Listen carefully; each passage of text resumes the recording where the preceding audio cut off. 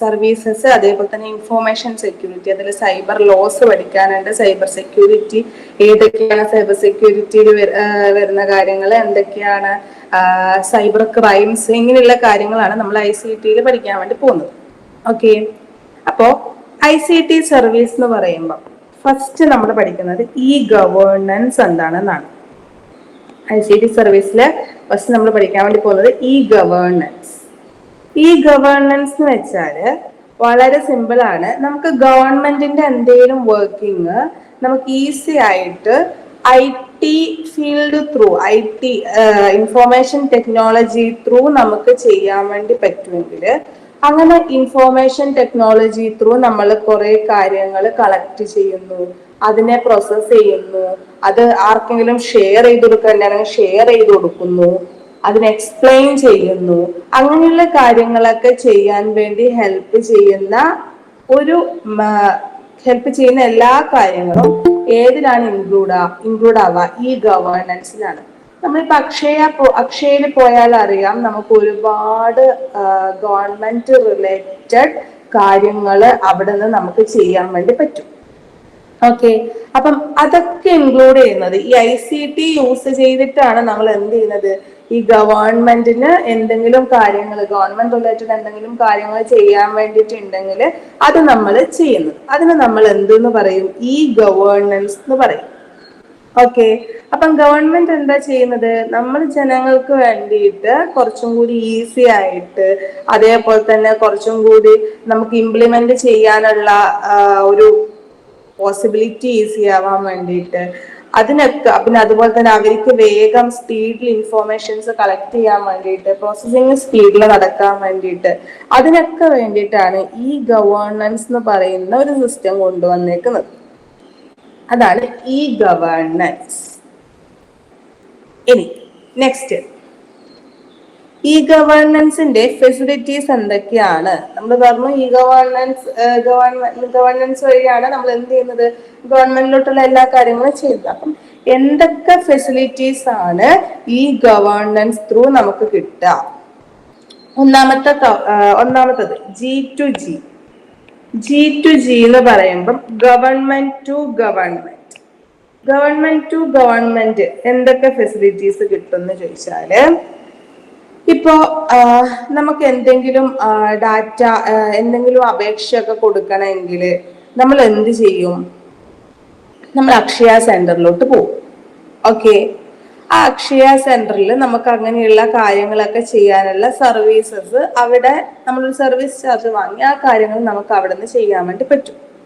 അപ്പം ഗവൺമെന്റിന്റെ തന്നെ ഒരു സൈറ്റ് നമുക്ക് അവിടെ കാണാൻ വേണ്ടി പറ്റും. ആ സൈറ്റ് ഓപ്പൺ ചെയ്തിട്ടാണ് എനിക്ക് ആധാർ കാർഡ് അപ്ലൈ ചെയ്യണമെങ്കിൽ, അതേപോലെ തന്നെ റേഷൻ കാർഡ് അപ്ലൈ ചെയ്യണമെങ്കിൽ, അതിന്റെ ഡിജിറ്റൽ ഫോർമാറ്റ് കിട്ടണമെങ്കിൽ, അങ്ങനെയുള്ള കാര്യങ്ങളൊക്കെ ഈ ഒരു സൈറ്റ് വഴിയാണ് നമുക്ക് ചെയ്യാൻ വേണ്ടി പറ്റുക. ഓക്കെ, അപ്പോ ഒരു ഗവൺമെന്റ് റിലേറ്റഡ് ആയിട്ടുള്ള സർവീസസ് ഏതെങ്കിലും ഒരു ഏജൻസി അല്ലെങ്കിൽ ഏതെങ്കിലും ഒരു സംഘടന, അപ്പൊ ഇവരുടെയൊക്കെ ഇൻ ബിറ്റ്വീൻ നിൽക്കുന്ന ഇലക്ട്രോണിക് ഡിവൈസസിന്റെ അല്ലെങ്കിൽ ഡാറ്റയുടെ ഒക്കെ കാര്യങ്ങള് ഇതിലൂടെയാണ് നമ്മൾ ഷെയർ ചെയ്യുന്നത്.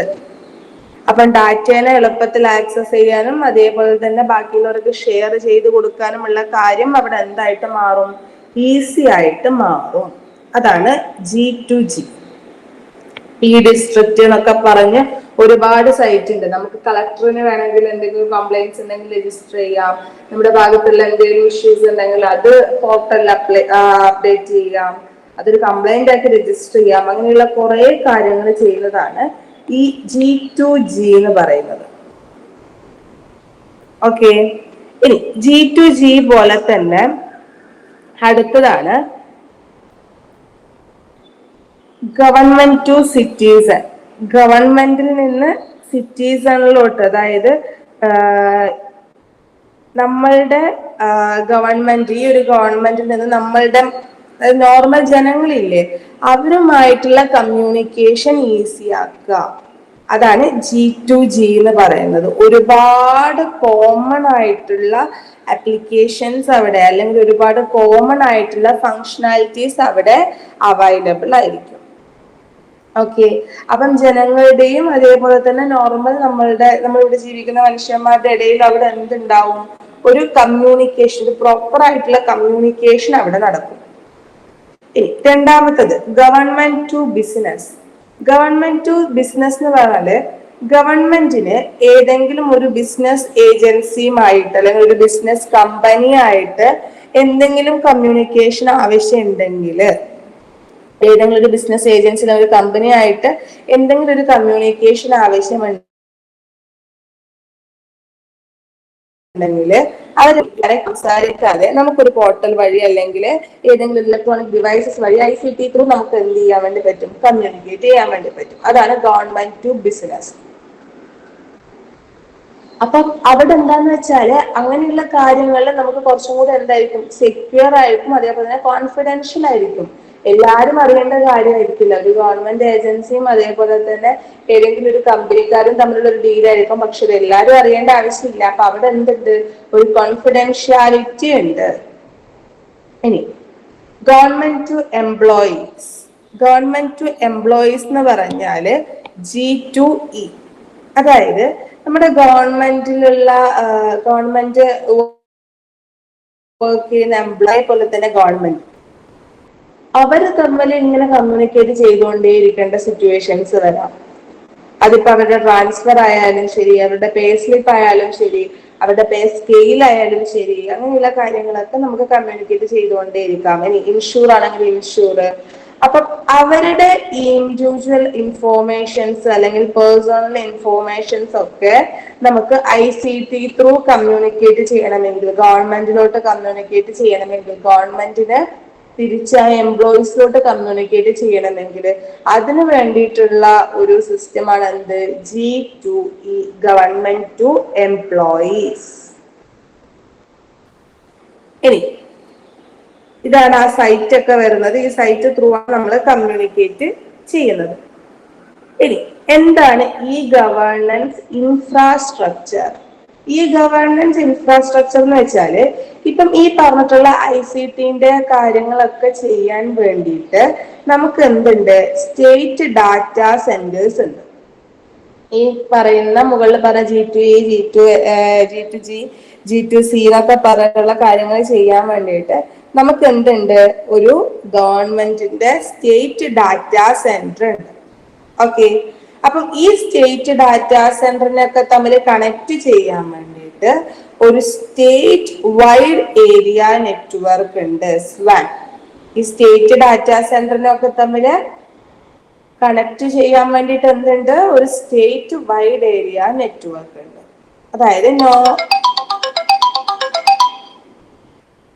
അതായത് നോർമൽ നമുക്ക് അവൈലബിൾ ആയിട്ടുള്ള സർവീസസ് ഒരു കോമൺ സർവീസ് സെന്റർ ത്രൂ ആണ് ഇങ്ങോട്ടേക്ക് എത്തുന്നത്, നമ്മുടെ ഗവൺമെന്റിലോട്ട് എത്തുന്നത്.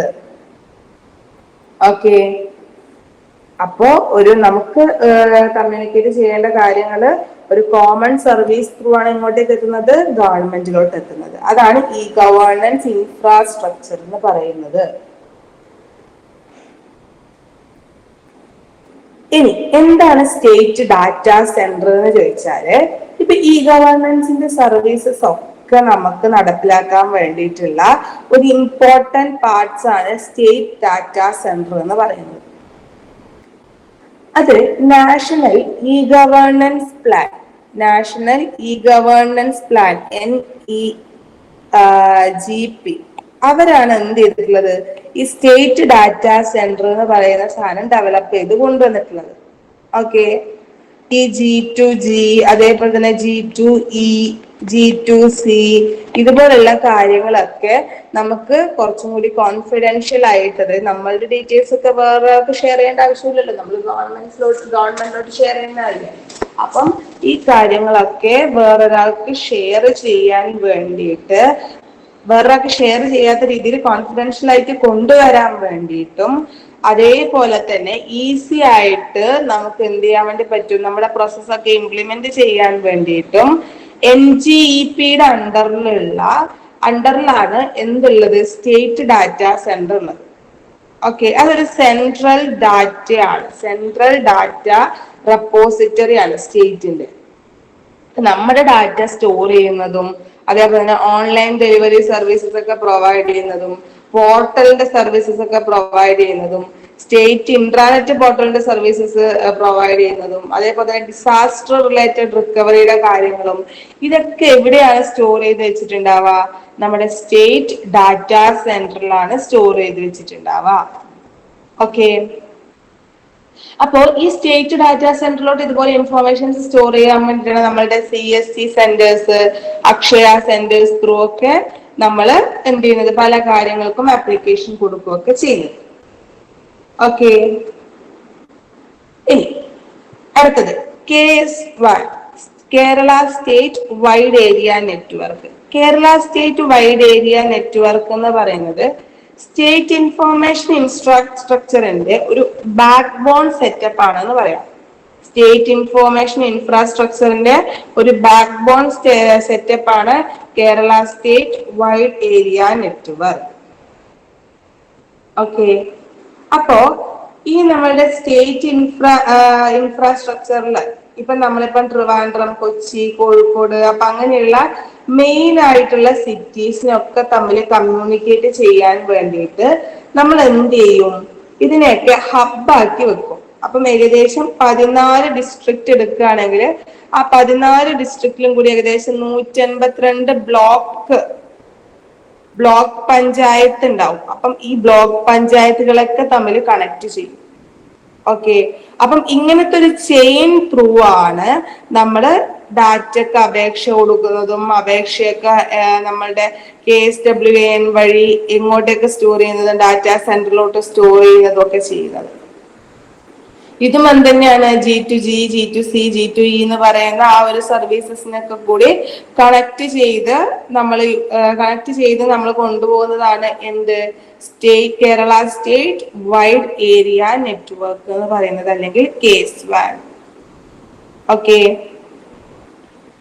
ഇനി CSC സെന്റർ എന്ന് വെച്ചാല് കോമൺ സർവീസ് സെന്റർ. അതായത് ഗവൺമെന്റിലോട്ടുള്ള എന്ത് ആപ്ലിക്കേഷൻ അയക്കണമെങ്കിലും എന്ത് കാര്യങ്ങൾ ഇംപ്ലിമെന്റ് ചെയ്യണമെങ്കിലും എന്ത് പ്രോസസ്സ് ചെയ്യണമെങ്കിലും നമുക്ക് എന്ത് ആവശ്യമാണ്? CSC സെന്റേഴ്സ് ആവശ്യമാണ്. ഓക്കെ, അതായത് നമ്മള് ഇപ്പൊ ചിലപ്പോൾ വില്ലേജിലായിരിക്കും താമസിക്കുന്നുണ്ടാവും. അപ്പൊ ആ വില്ലേജിൽ ഒരു CSC സെന്റർ ഉണ്ടാവും. ആ CSC സെന്റർ ത്രൂ ആണ് നമ്മൾ ഗവൺമെന്റിലോട്ടേക്ക് എന്ത് ചെയ്യുന്നത്? സർട്ടിഫിക്കറ്റ് അപ്ലൈ ചെയ്യുന്നത്, ടെലിഫോൺ ബില്ല് പേ ചെയ്യുന്നത്, അതേപോലെ തന്നെ കറണ്ട് ബില്ല് പേ ചെയ്യുന്നത്, അതേപോലെ തന്നെ ചില സമയത്ത് എന്തെങ്കിലും അപ്ലിക്കേഷൻ അയക്കാണ്ടെങ്കിൽ അത് അയക്കുന്നത്, അതേപോലെ ഇൻകം സർട്ടിഫിക്കറ്റ്, പിന്നെ സിറ്റിസൺ സർട്ടിഫിക്കറ്റ്, ഇങ്ങനെയുള്ള കാര്യങ്ങളൊക്കെ അപ്ലൈ ചെയ്യാൻ വേണ്ടി നമ്മൾ ആരെയാണ് യൂസ് ചെയ്യുന്നത്? CSCനെയാണ് യൂസ് ചെയ്യുന്നത്. Akshaya centres or common service centre. Okay, ഇനി ഈ CSC സെന്റേഴ്സിന്റെ കോമൺ സർവീസ് എന്താണ്, അല്ലെങ്കിൽ മേജർ ബെനിഫിറ്റ് എന്താണെന്ന് ചോദിച്ചാല് ഇത് കുറച്ചും കൂടി ട്രാൻസ്പെറന്റ് ആണ്. കാര്യങ്ങൾ ചെയ്യാൻ വേണ്ടി കുറച്ചും കൂടി ട്രാൻസ്പെറന്റ് ആണ്. ഓക്കെ, അപ്പം ഈ ബാങ്ക്, ഇൻഷുറൻസ്, ഇതിന്റെ ഒക്കെ സർവീസസ് നമുക്ക് ഇതിലൂടെ ചെയ്യാൻ വേണ്ടി പറ്റും. അതേപോലെ തന്നെ നമുക്ക് പൈസയും ലാഭിക്കാം, അതേപോലെ തന്നെ ടൈമും കുറക്കാൻ വേണ്ടി, റെഡ്യൂസ് ചെയ്യാൻ വേണ്ടി പറ്റും. കാരണം നമുക്ക് ഈ CSC സെന്റേഴ്സ് ത്രൂ പോയാൽ നമുക്ക് പെട്ടെന്ന് കാര്യങ്ങൾ നടക്കും.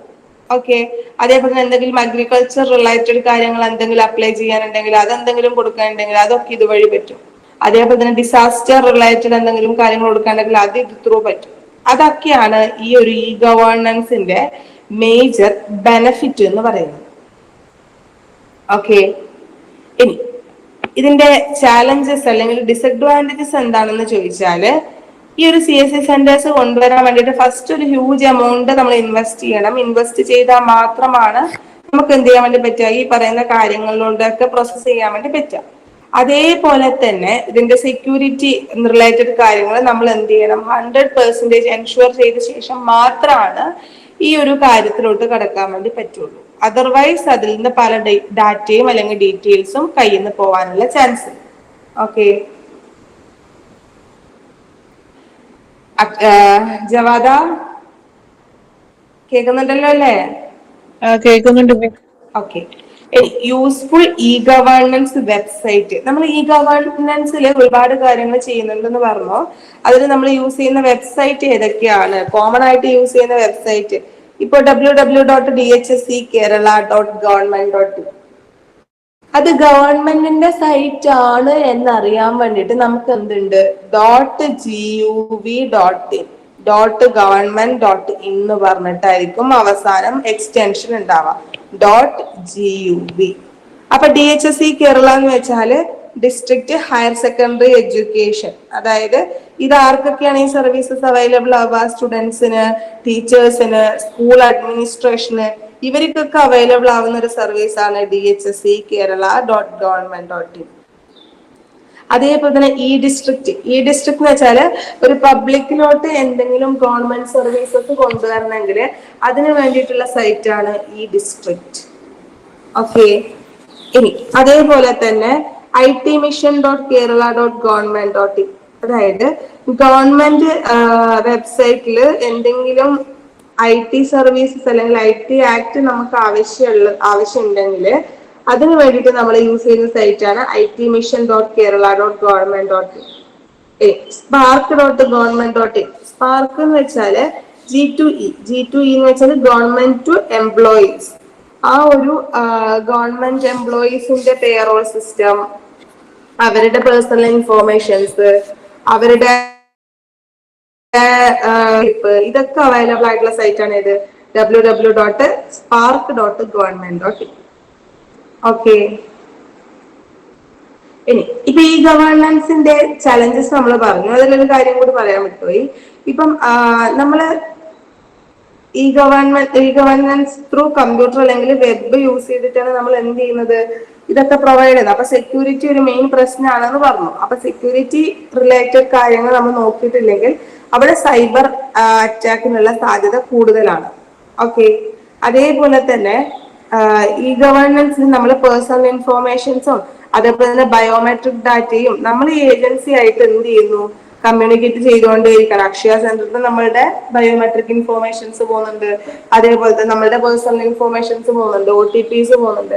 അപ്പൊ അതിലൊരു എന്താണ് ഇത് നമുക്ക് സെക്യൂർ ആണോ എന്ന കാര്യത്തിൽ ജനങ്ങൾക്കൊരു ക്ലാരിഫിക്കേഷന്റെ കുറവുണ്ട്. ഓക്കെ, അതും അതിന്റെ എന്താണ് ഒരു ചാലഞ്ചാണ്. ഇനി നെക്സ്റ്റ്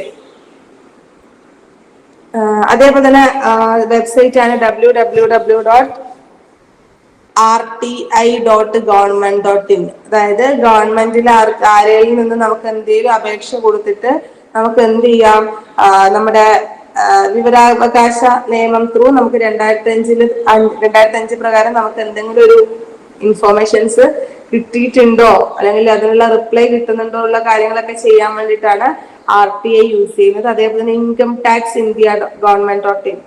ഇൻകം ടാക്സ് എന്ന് പറയുമ്പോൾ income tax related services available ആവാനുള്ള സൈറ്റ് ആണ്. അതേപോലെ തന്നെ MVD കേരള MVD.government.in എന്ന് വെച്ചാല് നമ്മളുടെ motor vehicle department MVD department license കിട്ടാൻ വേണ്ടിയിട്ട്, അത് പുതുക്കാൻ വേണ്ടിയിട്ട്, അങ്ങനെയുള്ള കാര്യങ്ങളൊക്കെ ചെയ്യാൻ വേണ്ടിയിട്ടാണ് MVDയുടെ സൈറ്റ്. നെക്സ്റ്റ് ഇ ബിസിനസ് എന്ന് പറഞ്ഞാല് എന്താണെന്ന് നമ്മൾ പറഞ്ഞു. ഗവൺമെന്റിന് എന്തെങ്കിലും കാര്യങ്ങൾ നമുക്ക് എന്ത് ചെയ്യുന്നു, ഒരു ബിസിനസ് ഏജൻസിയിലോട്ട് കമ്മ്യൂണിക്കേറ്റ് ചെയ്യണമെങ്കിൽ അല്ലെങ്കിൽ ബിസിനസ് ഏജൻസിക്ക് ഗവൺമെന്റിലോട്ട് കമ്മ്യൂണിക്കേറ്റ് ചെയ്യണമെങ്കിൽ നമ്മൾ കൊണ്ടുവന്നിട്ടുള്ളതാണ് ഈ ബിസിനസ്. ഓക്കെ, അപ്പോ ഈ ബിസിനസ്സും കൊമേഴ്സും നമുക്ക് എന്ത് ചെയ്യാം, കമ്പൈൻ ചെയ്ത് യൂസ് ചെയ്യാം. ഈ ബിസിനസ്സും ഗവേണൻസും നമുക്ക് എന്ത് ചെയ്യാൻ വേണ്ടി പറ്റും, കമ്പൈൻ ചെയ്ത് യൂസ് ചെയ്യാൻ വേണ്ടി പറ്റും. ഓക്കെ, അപ്പോ അങ്ങനെ കമ്പൈൻ ചെയ്ത് യൂസ് ചെയ്യുമ്പോൾ ചിലപ്പോൾ നമുക്ക് അവിടെ പേയ്മെന്റ് ചെയ്യേണ്ടി വരും. അതേപോലെ തന്നെ അവിടെയുള്ള ടോട്ടൽ കളക്ഷൻ എത്രയാണ്, എത്ര എണ്ണാണ് പോയേക്കുന്നത്, എത്ര എണ്ണ വാങ്ങിയേക്കുന്നത്, എത്ര ആൾക്കാരാണ് ഇത് യൂസ് ചെയ്തിട്ടുള്ളത് എന്നുള്ള കാര്യങ്ങളൊക്കെ പറയാൻ വേണ്ടി പറ്റും. അപ്പൊ ഈ ഗവേണൻസും കൊമേഴ്സും എങ്ങനെയാ കണക്ട് ചെയ്യുന്നതെന്ന് വെച്ചാൽ, ഇപ്പൊ ഫ്ലിപ്കാർട്ടിന്റെ കേസ് ആണെങ്കിൽ ഫ്ലിപ്കാർട്ടിലൂടെ നമ്മൾ എന്ത് ചെയ്യുന്നു, ഓർഡർ ചെയ്ത് പേയ്മെന്റ് പോകണമെങ്കിൽ നമ്മുടെ ബാങ്ക് SBI അല്ലെങ്കിൽ SBT എന്ന് പറയുന്ന ബാങ്കിൽ അക്കൗണ്ട് ത്രൂ അല്ലേ പോകുന്നത്. അപ്പൊ നമ്മൾ എന്ത് ചെയ്യണം, അവിടെ ഈ ഒരു കൊമേഴ്സിനെ ബിസിനസ് ആയിട്ടുള്ള നമ്മളുടെ ബാങ്ക് ത്രൂ കമ്മ്യൂണിക്കേഷൻ എന്താണ് പോവാണ്. അപ്പൊ അവിടെ കൊമേഴ്സും ബിസിനസ്സും നമ്മൾ എന്ത് ചെയ്യുന്നു, കമ്പൈൻ ചെയ്ത് യൂസ് ചെയ്യുന്നു. ഇതിപ്പോ ഓർഡർ ചെയ്യണമെങ്കിൽ നമുക്ക് എന്താവശ്യമുണ്ട്, ബാങ്കിൽ നിന്ന് എമൗണ്ട് പോകേണ്ട ആവശ്യമുണ്ട്. ഓക്കെ, അവിടെയാണ് നമ്മൾ എന്ത് ചെയ്യുന്നത്, ഈ ബിസിനസ്സും ഈ ഗവേണൻസും കമ്പൈൻ ചെയ്യുന്നത്. ഇനി EPS എന്താണ് EPS എന്ന് ചോദിച്ചാല്, ഇപ്പം ഇലക്ട്രോണിക് പേയ്മെന്റ് സിസ്റ്റം ആണ് EPS, electronic payment system. Okay, അതായത് നമ്മളറിയാം, നമ്മളിപ്പോ പൈസ ഒന്നും കൈ കൊണ്ട് നടക്കാറില്ല, എല്ലാം ഏതിലാണ്, GPay, Paytm, PhonePe എന്നൊക്കെ പറഞ്ഞിട്ടാണ്. ഓക്കെ, അപ്പം EPS എന്ന് പറഞ്ഞാല് നമ്മള് ഇലക്ട്രോണിക് ഡിവൈസ്, നമ്മളിപ്പോ ഒരു സ്ഥലത്ത് സാധനം വാങ്ങിക്കാൻ വേണ്ടി പോവാണ്. അപ്പൊ നമ്മൾ എന്ത് ചെയ്യുന്നു, നമ്മളുടെ പേയ്മെന്റ് ഒക്കെ ഇലക്ട്രോണിക്കലി നമ്മൾ അതിന് എന്ത് ചെയ്യാൻ വേണ്ടി പോവാണ്, മാറ്റാൻ വേണ്ടി പോവാണ്. ഓക്കെ, അപ്പം ഇത് കുറച്ചും കൂടി നമുക്ക് എന്താണ്, സെക്യൂർ ആണ് എന്നാണ് പറയുന്നത്. ഇലക്ട്രോണിക് പേയ്മെന്റ് സിസ്റ്റം അല്ലെങ്കിൽ EPS എന്ന് പറയുന്നത് നമുക്ക് കുറച്ചും കൂടി സെക്യൂർ ആണ്. അപ്പം അവിടെ എന്താണ്, വാങ്ങുന്ന ആളും അതേപോലെ തന്നെ അവിടെ നിന്ന് വിൽക്കുന്ന ആളും, ആരാണോ നമുക്കൊരു പ്രൊഡക്റ്റ് തരുന്നത്, അവർ തമ്മിൽ അവിടെ എന്തുണ്ടാവുന്നു, ഒരു ഇലക്ട്രോണിക് റിലേറ്റഡ് പേയ്മെന്റ് സിസ്റ്റം ഉണ്ടാക്കാണ്. ഒരു ഇലക്ട്രോണിക് റിലേറ്റഡ് പേയ്മെന്റ് സിസ്റ്റം ഉണ്ടാക്കാണ്. ഓക്കെ, അവിടെ നമുക്കൊരു ബാങ്കിന്റെയോ അല്ലെങ്കിൽ അതിന്റെ ഇൻ ബിറ്റ്വീൻ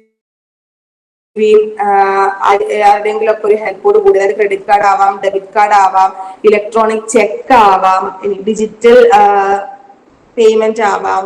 അപ്പം ഈ ബാങ്കും അതേപോലെ തന്നെ ഈ ഒരു ബിസിനസിന്റെയും ഇടയിൽ ഇതിന്റെയൊക്കെ ഹെൽപ്പോട് കൂടി അവിടെ എന്തുണ്ടാവുന്നു, ഒരു കമ്മ്യൂണിക്കേഷൻ ഉണ്ടാകുന്നു.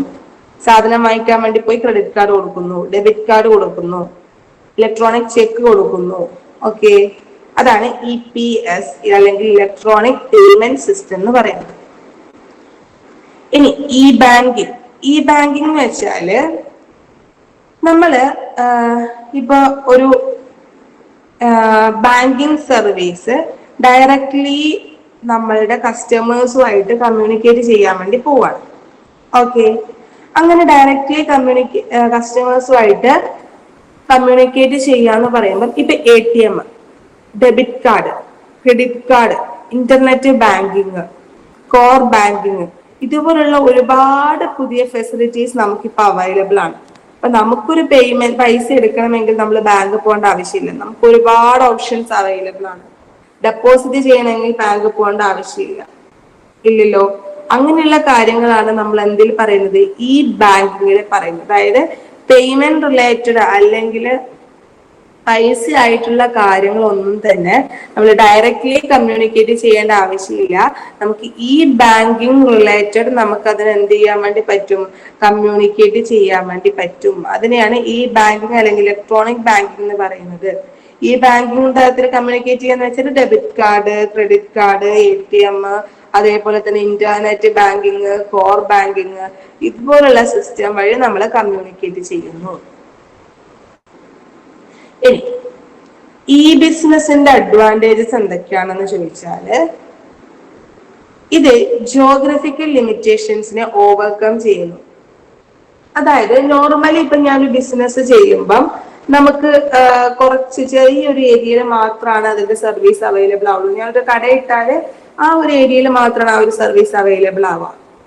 പക്ഷേ ഈ ബിസിനസ് ആണെങ്കിൽ നമുക്ക് എന്ത് ചെയ്യാൻ വേണ്ടി പറ്റും, ഞാനൊരു ഓൺലൈൻ ഷോപ്പ് തുടങ്ങിയാൽ അത് നമുക്ക് എങ്ങോട്ടേക്ക് വേണമെങ്കിലും ആർക്ക് വേണമെങ്കിലും ഓർഡർ എടുക്കാനും അതേപോലെ തന്നെ അവിടുത്തെ ഡ്രസ്സ് എത്തിച്ചു കൊടുക്കാനും ആ പേയ്മെന്റ് വാങ്ങിക്കാനും ഒക്കെ പറ്റുന്നു. അതപ്പോ അതെന്ത് ചെയ്യാണ്, ഓവറോൾ ജോഗ്രഫിക്കൽ ഏരിയയിലോട്ട് അത് എന്ത് ചെയ്യാണ്, എക്സ്പാൻഡ് ചെയ്യാണ്. ഈ business reduces the operational cost. Operational cost reduce ചെയ്യാന്ന് വെച്ചാല് നമുക്കിപ്പോ ഒരു പ്രത്യേകിച്ച് ഒരു സ്ഥലത്ത്, ഞാനിപ്പോ ഒരു ഓൺലൈൻ തുണിക്കട സ്റ്റാർട്ട് ചെയ്യുകയാണെങ്കിൽ എനിക്ക് എന്താവശ്യമില്ല, എനിക്ക് പ്രത്യേകിച്ച് സ്ഥലത്തിന്റെ ഒന്നും ആവശ്യമില്ല. ഞാൻ ഒരു ആപ്ലിക്കേഷൻ ഉണ്ടാക്കുന്നു, അല്ലെങ്കിൽ ഇൻസ്റ്റഗ്രാം ത്രൂ ഞാൻ പ്രൊമോട്ട് ചെയ്യുന്നു, യൂട്യൂബ് ത്രൂ പ്രൊമോട്ട് ചെയ്യുന്നു. എന്നിട്ട് പേയ്മെന്റ് എനിക്ക് കിട്ടുമ്പോൾ ഞാൻ എന്ത് ചെയ്യാണ്, ആ ഒരു പ്രൊഡക്റ്റ് ഡെലിവർ ചെയ്യാണ്. ആ രീതിയിലാണ് എന്ത് പോകുന്നത്, ഈ ബിസിനസ് ഓപ്പറേഷണൽ കോസ്റ്റിനെ റെഡ്യൂസ് ചെയ്യുന്നത്. അതായത് ആ ഒരു സിസ്റ്റം ഓപ്പറേറ്റ് ചെയ്യാൻ നമുക്ക് പ്രത്യേകിച്ച് ചെലവൊന്നുമില്ല, അതാണ് പറയുന്നത്. ഇനി minimise travel time and cost. പൈസ കുറവാണ്, ട്രാവൽ ചെയ്യാനുള്ള ടൈം ആവശ്യമില്ല, എനിക്കൊരു ഡ്രസ്സ് വാങ്ങിക്കണമെങ്കിൽ എനിക്ക് ഇവിടെ നിന്ന് എവിടം വരെ പോകേണ്ട ആവശ്യമില്ല, എവിടുത്താണ് ടൗൺ ഉള്ളത് ആ ടൗൺ വരെ പോകേണ്ട ആവശ്യമില്ല. കാരണം ഓൺലൈനിൽ നമുക്ക് എല്ലാ തരത്തിലുള്ള ഡ്രസ്സും ഏത് സമയം വേണമെങ്കിലും ബുക്ക് ചെയ്യാവുന്ന രീതിയിൽ അവൈലബിൾ ആണ്. ഓക്കെ, അപ്പോ അവരുടെ ടൈം കൺസ്യൂമിങ് ആണ്, അതേപോലെ തന്നെ കോസ്റ്റും കുറവാണ്. ഇനി അതേപോലെ തന്നെ it remains open all the time. നമ്മൾ 9 to 10 വരെ ആ കട ഉണ്ടാവുള്ളൂ എന്ന് നമ്മൾ വിചാരിക്കേണ്ട. കാരണം ഏത് സമയത്ത് നമ്മൾ എടുത്ത് നോക്കിയാലും ഫ്ലിപ്കാർട്ടിലും ആമസോണിലും നമുക്ക് ഓർഡർ ചെയ്യാൻ വേണ്ടി പറ്റും. അങ്ങനെ ഇന്ന ടൈമിൽ മാത്രമേ അവൈലബിൾ ആവൂ എന്നൊരു ഓപ്ഷൻ അതിലില്ല. അതൊക്കെയാണ് ഈ ബിസിനസിന്റെ അഡ്വാൻറ്റേജ്. ഓക്കെ, ഇനി അഡ്വാൻറ്റേജ് ഉണ്ടെങ്കിൽ ഉറപ്പായിട്ടും അതിന് എന്തും ഉണ്ടാവും, ഡിസഡ്വാൻറ്റേജും ഉണ്ടാവും. ഡിസഡ്വാൻറ്റേജ് എന്തൊക്കെയാണെന്ന് ചോദിച്ചാല്, ഇപ്പോ നമ്മളിപ്പം ഓൺലൈൻ ത്രൂ പർച്ചേസ് ചെയ്യുന്നു എന്ന് പറഞ്ഞു. പക്ഷെ നമ്മളുടെ ലോകത്തിലെ എല്ലാ മനുഷ്യന്മാർക്കും ഈ ഒരു ഓൺലൈൻ സർവീസസിനെ കുറിച്ച് അറിയണമെന്നുണ്ടോ? അതെങ്ങനെയാണ് യൂസ് ആക്കേണ്ടതെന്ന് അറിയണമെന്നുണ്ടോ? ഇല്ല. അതൊരു ചാലഞ്ചാണ്. ഓക്കെ, ഇനി അതേപോലെ തന്നെ കസ്റ്റമേഴ്സിന് ടച്ച് ആൻഡ് ഫീൽ എന്ന് പറയുന്ന ഒരു സാധനം കിട്ടുന്നില്ല. നമുക്ക് മെറ്റീരിയല് തൊട്ട് നോക്കിയാൽ നമുക്ക് കടയിൽ പോയാൽ പറയാൻ വേണ്ടി പറ്റും എന്താണെന്നുള്ളത്. പക്ഷെ ഓൺലൈൻ ത്രൂ നമുക്കൊന്ന് തൊട്ട് നോക്കി എന്താണെന്ന് പറയാനോ, അല്ലെങ്കിൽ അത് വേഗം ഫെയ്ഡ് ആവുന്ന മെറ്റീരിയൽ ആണെന്ന് പറയാനോ, അല്ലെങ്കിൽ അതിന്റെ സ്റ്റോൺ ഒക്കെ പെട്ടെന്ന് പോകുമെന്ന് പറയാനോ, അങ്ങനെയുള്ള കാര്യങ്ങളൊന്നും നമുക്ക് പറയാൻ വേണ്ടി പറ്റൂ. അതും ഒരു ഡിസഡ്വാൻറ്റേജ് ആണ്. ഇനി അതേപോലെ തന്നെ നമ്മളുടെ ക്രെഡിറ്റ് കാർഡും ഡെബിറ്റ് കാർഡും ഇന്റർനെറ്റ് ബാങ്കിങ്ങും ഒക്കെ അങ്ങനെയുള്ള സർവീസസും ഒക്കെ യൂസ് ചെയ്തിട്ടാണ് നമ്മൾ എന്ത് ചെയ്യുന്നത്, പർച്ചേസ് ചെയ്യുന്നത്, പേയ്മെന്റ് ഒക്കെ കൊടുക്കുന്നത്. അങ്ങനെ പർച്ചേസ് ചെയ്യുമ്പം അവിടെ എന്ത് സംഭവിക്കുന്നു, നമ്മളുടെ ഇൻഫോർമേഷൻസ് ഒക്കെ കോൺഫിഡൻഷ്യൽ ആയിട്ടാണോ നിൽക്കുന്നത്, അല്ല ഇതിപ്പോ എല്ലാവരുടെ കയ്യിലും എത്തുവോ, അവരത് ദുരുപയോഗം ചെയ്യുമോ എന്നുള്ളൊരു സാധനം നമ്മളുടെ ഉള്ളിലോട്ട് വരാം. അതും എന്താണ്, ഈ ബിസിനസിന്റെ ഒരു ചാലഞ്ചാണ്. ഇനി ഈ ബിസിനസ്സിൽ നമ്മൾ യൂസ് ചെയ്യുന്ന വെബ്സൈറ്റ്സ് ഏതൊക്കെയാണെന്ന് ചോദിച്ചാൽ,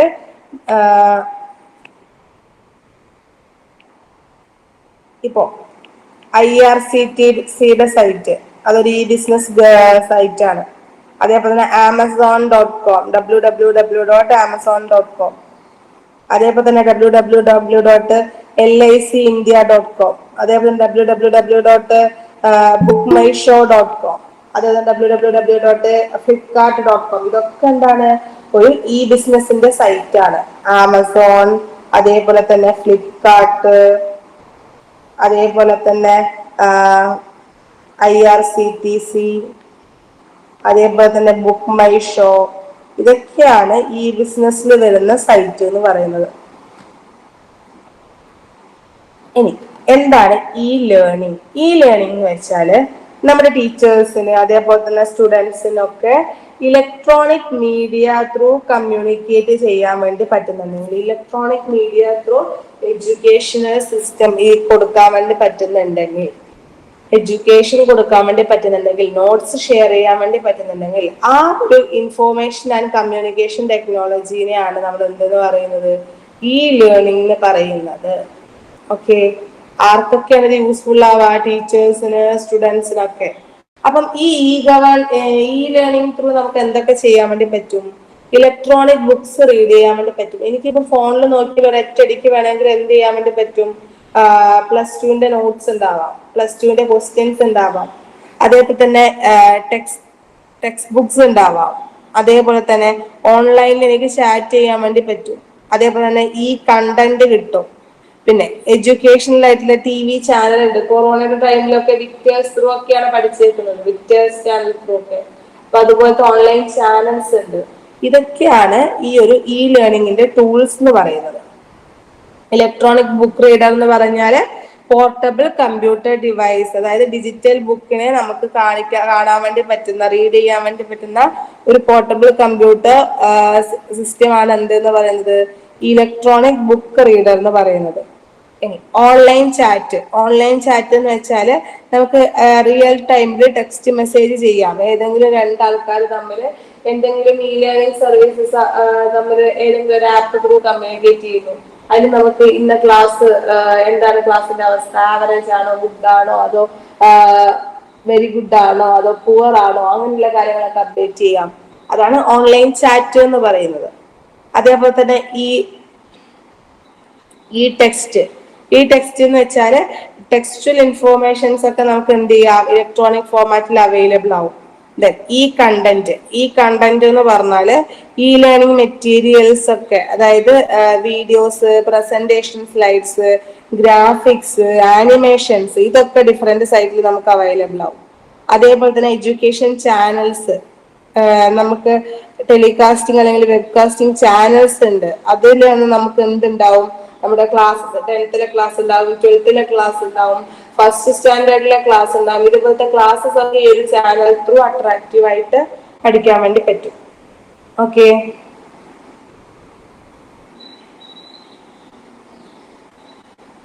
ഇനി ഇതിന്റെ അഡ്വാൻറ്റേജ് എന്തൊക്കെയാണെന്ന് ചോദിച്ചാല്, ഇപ്പോ വളരെ ദൂരെ ഇരിക്കുന്ന കുട്ടികളാണ്, പക്ഷെ എനിക്ക് എന്ത് ചെയ്യാൻ വേണ്ടി പറ്റില്ല, അവിടെ പോയിട്ട് പഠിക്കാൻ വേണ്ടി പറ്റില്ല. അങ്ങനെ ഒരു സിറ്റുവേഷനിൽ എനിക്ക് എന്ത് ചെയ്യാം, ഓൺലൈൻ ക്ലാസ്സസ് പ്രൊവൈഡ് ചെയ്യാൻ വേണ്ടി പറ്റും. അത് അവൈലബിൾ ആവും. അതേപോലെ അത് എക്സ്പെൻസ് കുറവാണ്, കാരണം ഡെയിലി പോയി വരേണ്ട ആവശ്യമില്ല. ഉണ്ടോ?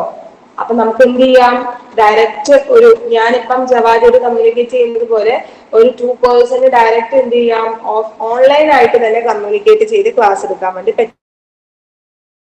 അതേപോലെ തന്നെ ഇപ്പൊ വലിയ പൈസ ഒന്നും ഇല്ല എന്നാണെങ്കിൽ തന്നെ നമുക്ക് എന്ത് ചെയ്യാം, ചെറിയ എമൗണ്ട് തന്നെ ക്ലാസ്സസ് അവൈലബിൾ ആയി തരും. കാരണം ഒരുപാട് സ്റ്റുഡൻസ് ഈ ലേണിംഗ് പറയുന്ന ഒരു പ്ലാറ്റ്ഫോം യൂസ് ചെയ്യുന്നുണ്ട്. അതുകൊണ്ട് തന്നെ വലിയ പൈസയൊന്നും ഇല്ലാതെ ചെറിയ പൈസക്ക് തന്നെ നമുക്ക് എന്ത് ചെയ്യാൻ വേണ്ടി പറ്റും, ഒരുപാട് ക്ലാസ്സസ് കിട്ടും. ഇനി ഇപ്പൊ ഈ ഗവൺമെന്റ്സ് യൂസ് ചെയ്തിട്ട് നമുക്ക് ഏതെങ്കിലും നല്ല നല്ല കോഴ്സ്, ഇപ്പം NPTEL എന്നൊക്കെ പറഞ്ഞൊരു സൈറ്റ് ഉണ്ട്, അതിലൊക്കെ നമുക്ക് IIT ഒക്കെ നല്ല കോഴ്സസ് ഒക്കെ അവൈലബിൾ ആണ്. അപ്പൊ അതുപോലത്തെ കോഴ്സസ് ഒക്കെ ചെയ്യാൻ വേണ്ടി പറ്റും. നമുക്കിപ്പോ IIT പോയി പഠിക്കാൻ വേണ്ടി പറ്റില്ലെങ്കിലും ചിലപ്പോൾ നമുക്ക് എന്ത് ചെയ്യാൻ വേണ്ടി പറ്റും, ഈ ഒരു ലേണിംഗ് പ്ലാറ്റ്ഫോം ത്രൂ നമുക്ക് നല്ല കോഴ്സസ് ഒക്കെ പഠിക്കാൻ വേണ്ടിയിട്ട് പറ്റും. അതൊക്കെയാണ് ലേണിംഗിന്റെ അഡ്വാൻറ്റേജ് എന്ന് പറയുന്നത്. ഇനി അഡ്വാൻറ്റേജസ് ഉണ്ടെങ്കിൽ ഉറപ്പായിട്ടും അതിന് എന്തുണ്ടാവും, ഡിസഡ്വാൻറ്റേജസും ഉണ്ടാവും. ഡിസഡ്വാൻറ്റേജ് എന്ന് വെച്ചാല് ഒരു eye-to-eye കോണ്ടാക്ട് നമുക്ക് അവിടെ കിട്ടുന്നില്ല. ഒരു സ്റ്റുഡന്റിനും ഒരു ടീച്ചറിനും ഒരു eye-to-eye കണക്ഷൻ അവിടെ കിട്ടുന്നില്ല.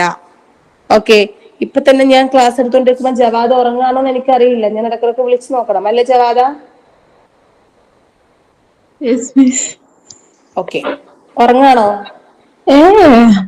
ഓക്കെ. ഇനി അതേപോലെ തന്നെ എന്തെങ്കിലും ഇപ്പൊ നോർമൽ ആയിട്ടുള്ള ഇപ്പൊ അടിസ്ഥാന സൗകര്യം നമുക്ക് ഇല്ലെങ്കിൽ അതേപോലെ തന്നെ നമ്മുടെ ടീച്ചേഴ്സും അതേപോലെ തന്നെ സ്റ്റുഡൻസും തമ്മിലുള്ള ഒരു അതായത് ഇപ്പം ഓൺലൈനിൽ Gmeet അതേപോലെ തന്നെ Zoom മീറ്റിംഗും ഒക്കെ ഉള്ളത് കൊണ്ടാണ് നമുക്ക് ക്ലാസ് സ്മൂത്ത് ആയിട്ട് നടത്താൻ വേണ്ടി പറ്റുന്നത്. പക്ഷെ അങ്ങനെയുള്ള ഒരു സാധനം ഒന്നും ഇല്ലെങ്കിൽ നമുക്ക് ഇതെന്താണ്, ഇച്ചിരി ഡിഫിക്കൽട്ട് ആണ്. അതേപോലെ തന്നെ കമ്പ്യൂട്ടേഴ്സ്, അതേപോലെ തന്നെ ഹൈ സ്പീഡ് നെറ്റ്വർക്ക് ഇല്ലെങ്കിൽ ഇടക്കിടക്ക് ബ്രേക്ക് ആവും. അപ്പൊ ആ സമയത്ത് പകുതി കണക്ഷൻ പോവും. പിന്നെ ഞാൻ പറയുന്നത് ചിലപ്പോൾ മനസ്സിലാവണമെന്നില്ല. അങ്ങനെയുള്ള സിറ്റുവേഷൻസ് ഒക്കെ ഉണ്ടാവാൻ വേണ്ടി ചാൻസ് ഉണ്ട്. അതൊക്കെയാണ് ഇതിന്റെ ചാലഞ്ചസ് എന്ന് പറയുന്നത്. ഓക്കെ, ഇനി ലേണിംഗിന് നമ്മൾ യൂസ് ചെയ്യുന്ന സൈറ്റ് ഏതൊക്കെയാന്ന് ചോദിച്ചാല് igno.online.ac.in ഇഗ്നോന്റെ സൈറ്റിൽ നമുക്ക് ഓൺലൈനായിട്ട് ഡിഗ്രി എടുക്കാം, PG എടുക്കാം എന്നൊക്കെ പറഞ്ഞാൽ നമുക്ക് ഇങ്ങനെ അപ്ഡേഷൻസും റീലും ആർട്സും ഒക്കെ വന്നുകൊണ്ടിരിക്കുന്നുണ്ട്. അതേപോലെ NCERT.nic.in എന്ന് പറയുന്ന വെബ്സൈറ്റിൽ NCERTയുടെ ടെക്സ്റ്റ് ബുക്സ് ഒക്കെ നമുക്ക് അവൈലബിൾ ആണ്. അതേപോലെ തന്നെ NPTEL നമുക്ക് എന്ത് ചെയ്യാം, ഒരുപാട് കോഴ്സസ് എടുക്കാൻ വേണ്ടി പറ്റും. അതേപോലെ W3 സ്കൂൾ എന്ന് പറയുന്ന സൈറ്റിൽ നമുക്ക് എല്ലാത്തിന്റെയും കണ്ടന്റ്സ് നമുക്ക് അവൈലബിൾ ആണ്. അതേപോലെ തന്നെ ലിനക്സ് ട്യൂട്ടോർ നൗ, അതിൽ നമുക്ക് എന്തുണ്ട്, ഇതേപോലെ തന്നെ എല്ലാ തരത്തിലുള്ള ട്യൂട്ടോറിയൽസും അവൈലബിൾ ആയിട്ടുള്ള ഒരു സൈറ്റാണത്. ഓക്കെ, അപ്പൊ ഇതുപോലെ തന്നെ ഒരുപാട് സൈറ്റ് നമുക്ക് എന്തിന് അവൈലബിൾ ആണ്, ലേണിംഗിന് അവൈലബിൾ ആയിട്ട് കിട്ടുന്നുണ്ട്. ഓക്കെ അല്ലേ? അതാണ് ഫസ്റ്റ് സെക്ഷൻ. ലേണിംഗ്, ബിസിനസ്, ഇതൊക്കെ ചോദിക്കാൻ ചാൻസ് ഉള്ളതാണ്. കാരണം 2 ചാപ്റ്റർ ഫുൾ തിയറിയാണ് ലാസ്റ്റ്. ഇത്രയും ഓക്കെ ആണോ first session? Okay. Okay.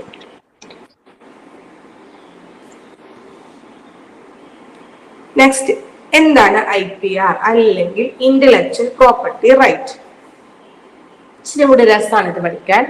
IPR എന്ന് പറഞ്ഞാല് നമ്മള് മ്യൂസിക്, അതേപോലെ തന്നെ നമ്മളുടെ ഡ്രോയിങ്, അതേപോലെ തന്നെ പുതിയ പുതിയ എന്തെങ്കിലും കൊണ്ടുവരാനുള്ള നമ്മൾ എന്തെങ്കിലും കണ്ടുപിടിച്ചാൽ അത്, ഡിസൈനിങ്, സോഫ്റ്റ്വെയർ ഡെവലപ്മെന്റ്, അപ്പൊ അങ്ങനെയുള്ള കാര്യങ്ങളിലൊക്കെ നമ്മൾ പേഴ്സണലി നമ്മളൊരു സാധനം കണ്ടുപിടിക്കുകയാണെങ്കിൽ, എൻ്റെ ഒരു ഐഡിയ വെച്ചിട്ട്, എൻ്റെ ഒരു ബോധം വെച്ചിട്ട് ഞാൻ എന്തെങ്കിലും ഒരു ഐഡിയ കണ്ടുപിടിക്കുകയാണെങ്കിൽ ആ ഐഡിയക്ക് നമുക്ക് തരുന്ന എൻ്റെ ഓൺ മൈൻഡ് ക്രിയേഷന്, ഒരു ലിമിറ്റഡ് പീരീഡ് ഓഫ് ടൈമിൽ എൻ്റെ ഓൺ മൈൻഡ് ക്രിയേഷന് എനിക്ക് പ്രൊവൈഡ് ചെയ്യുന്ന WIPO എന്ന് പറയുന്ന വേൾഡ് ഇന്റലക്ച്വൽ പ്രോപ്പർട്ടി ഓർഗനൈസേഷൻ എനിക്ക് പ്രൊവൈഡ് ചെയ്യുന്ന റൈറ്റ് ആണ് എന്ത് എന്ന് പറയുന്നത്?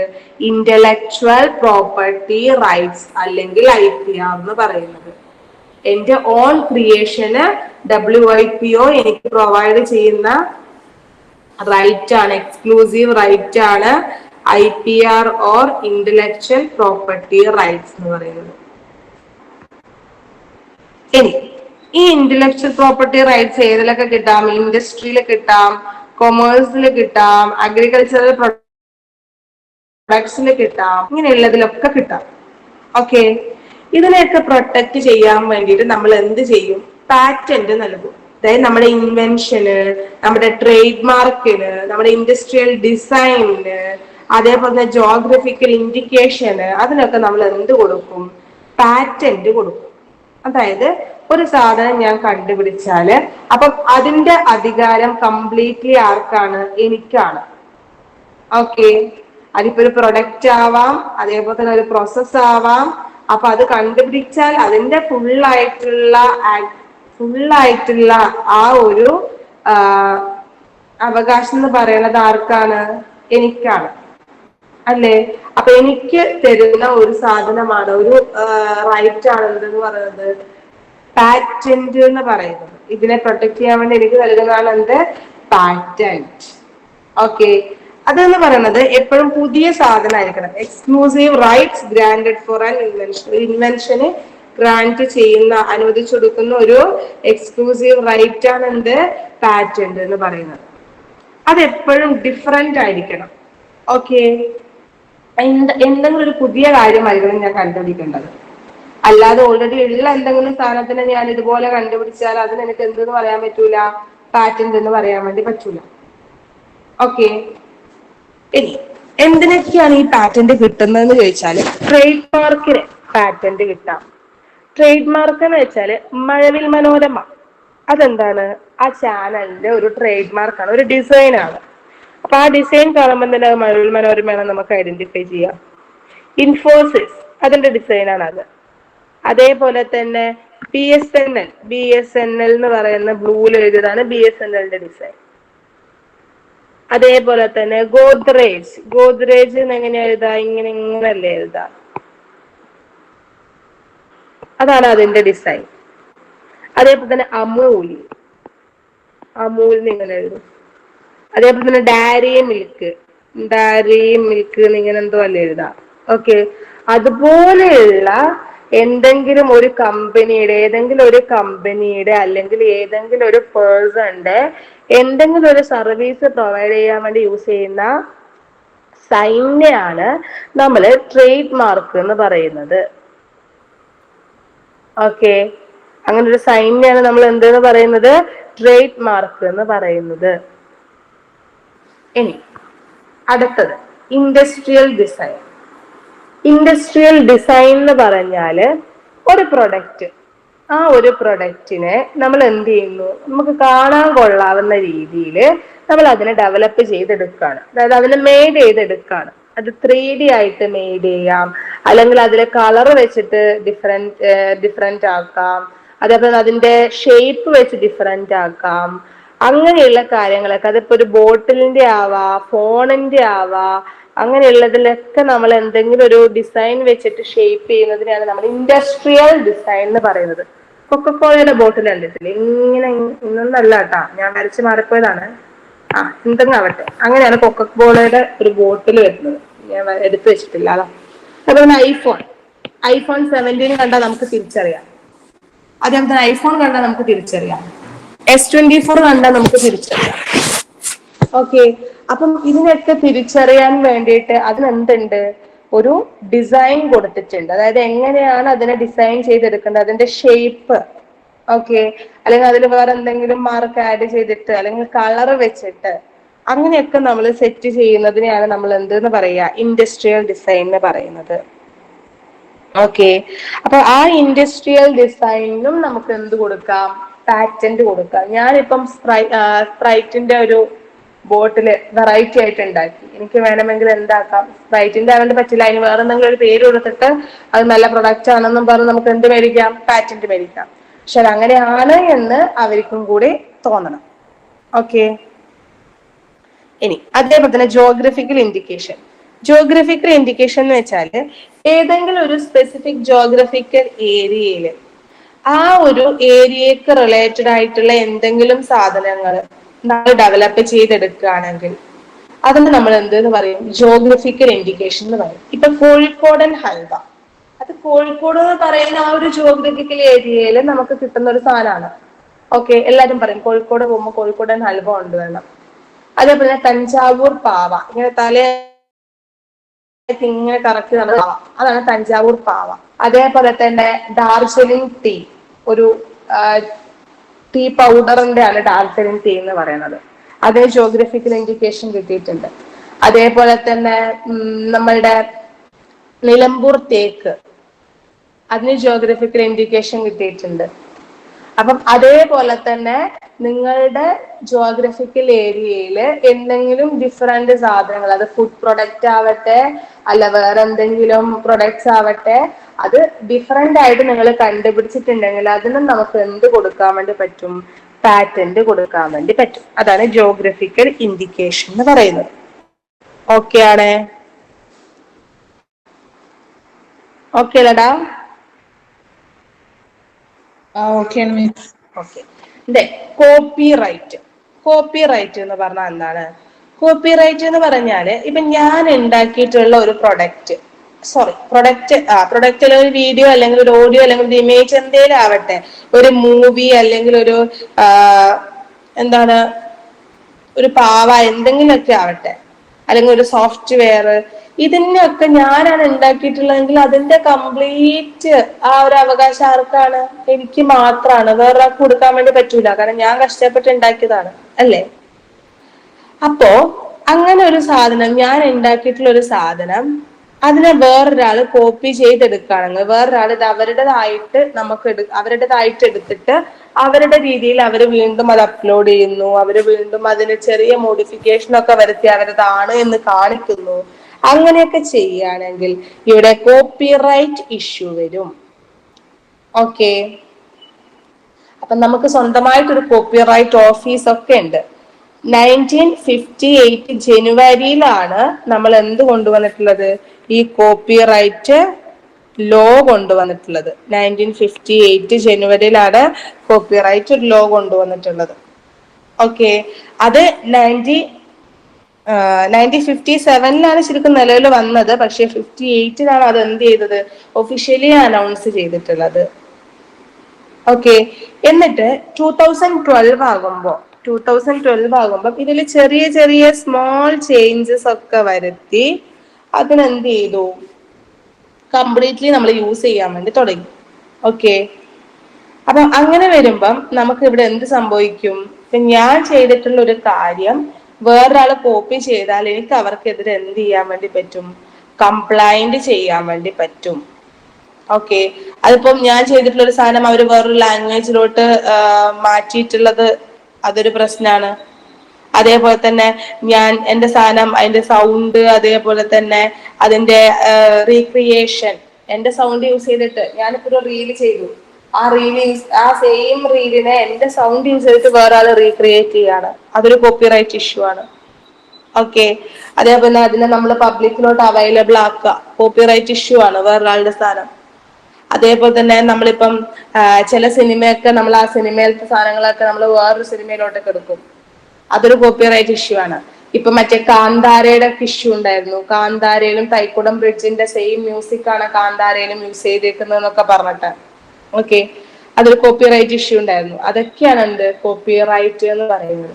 അതേപോലെ യൂട്യൂബിൽ വേറൊരാൾ ചെയ്ത സെയിം കണ്ടന്റ് ഞാൻ ചെയ്യുകയാണെങ്കിൽ, ചെയ്യുന്നത് ഞാനായിരിക്കും, പക്ഷെ ഓൾറെഡി ആ കണ്ടന്റ് വേറെ ആൾ ചെയ്തിട്ടുണ്ടെങ്കിൽ അതൊരു കോപ്പിറൈറ്റ് ഇഷ്യൂ ഉണ്ടാക്കും. ഓക്കെ, ഇതൊക്കെയാണ് കോപ്പിറൈറ്റ് എന്ന് പറയുന്നത്. അതിനെ നമ്മൾ റെപ്രസെന്റ് ചെയ്യുന്നത് സി, ഈ ഒരു സിമ്പിളിലാണ് കോപ്പിറൈറ്റിനെ റെപ്രസെന്റ് ചെയ്യുന്നത്. ഓക്കെ, ഇനി ഈ സി എന്ന് പറഞ്ഞ സിമ്പിളിൽ റെപ്രസെന്റ് ചെയ്തിട്ട് അവിടെ ഞാൻ തൊട്ടടുത്ത് ഇപ്പം ഒരു ടെക്സ്റ്റ് ബുക്ക് ഉണ്ട് എന്ന് വിചാരിക്കാം. പ്രീതി അറോറയുടെ ഒരു ടെക്സ്റ്റ് ബുക്ക് ഉണ്ട്. പ്രീതി അറോറ എന്ന് പറയുന്ന ഒരു വ്യക്തി എഴുതി ഉണ്ടാക്കിയിട്ടുള്ള ടെക്സ്റ്റ് ബുക്കാണ്. അപ്പൊ ആ ടെക്സ്റ്റ് ബുക്കിൽ ഞാൻ വേറൊരു ടെക്സ്റ്റ് ബുക്കിൽ റെഫർ ചെയ്തിട്ടുണ്ടെങ്കിൽ ഞാൻ എന്ത് ചെയ്യുക? കോപ്പിറൈറ്റ് ആ ടെക്സ്റ്റ് ബുക്കിന്റെ പേര് സുമിത അറോറ. ഇതിന്ന് കോപ്പി ചെയ്തതാണ് എന്ന് ഞാൻ ആ ടെക്സ്റ്റ് ബുക്കിൽ മെൻഷൻ ചെയ്യുകയാണെങ്കിൽ, ഞാൻ എഴുതിയ ടെക്സ്റ്റ് ബുക്കിൽ മെൻഷൻ ചെയ്യുകയാണെങ്കിൽ എനിക്ക് എന്ത് വരില്ല? കോപ്പിറൈറ്റ് ഇഷ്യൂ ഇല്ല. കാരണം ഞാനായിട്ട് തന്നെ പറഞ്ഞിട്ടുണ്ട് ഇത് അതിൽ നിന്നും കോപ്പി ചെയ്ത കണ്ടന്റ് ഇതിലുണ്ട് എന്നുള്ളത്. അങ്ങനത്തെ ഒരു കേസിൽ എന്ത് വരില്ല? കോപ്പിറൈറ്റ് ഇഷ്യൂ വരില്ല. ഇനി intellectual property infringement. Intellectual property infringement എന്ന് വെച്ചാല് നമ്മുടെ പാറ്റന്റ്, കോപ്പിറൈറ്റ്, ട്രേഡ് ഇതിനൊക്കെ നമ്മൾ അൺഓതറൈസ്ഡ് ആയിട്ട് ആക്സസ് ചെയ്യുകയാണെങ്കിൽ, പാറ്റന്റ്, കോപ്പിറൈറ്റ്, ട്രേഡ് മാർക്ക് ഇതിനൊക്കെ നമ്മൾ അൺഓതറൈസ്ഡ് ആയിട്ട് ആക്സസ് ചെയ്യുകയാണെങ്കിൽ അതിനെതിരെ നമുക്ക് എന്ത് വരാം? എന്തെങ്കിലും ഒക്കെ ജയിൽ ശിക്ഷയും കുറച്ച് ഫൈനൊക്കെ അടപ്പിക്കാം. ഓക്കെ, അതായത് ആ ഒരു പാറ്റന്റ് ഹോൾഡറിന്റെ ഒരു പെർമിഷൻ ഇല്ലാതെ ഞാൻ എന്ത് ചെയ്യാണ്? ചില സാധനങ്ങൾ അൺഓതറൈസ്ഡ്ലി ആക്സസ് ചെയ്യുന്നു. അങ്ങനെ ആക്സസ് ചെയ്യുകയാണെങ്കിൽ അതിൽ എനിക്ക് ഒരുപാട് ഫൈൻ അടക്കേണ്ടി വരും, ഇംപ്രിസൺമെന്റ് അനുഭവിക്കേണ്ടി വരും, അങ്ങനെയുള്ള കാര്യങ്ങൾ സംഭവിക്കും. ഓക്കെ, അതാണ് ഇൻഫ്രിഞ്ച്മെന്റ് എന്ന് പറയുന്നത്. ഇനി ഈ ഇൻഫ്രിഞ്ച്മെന്റ് ത്രൂ ഓരോ കാര്യത്തിനും ഇപ്പൊ നമ്മള്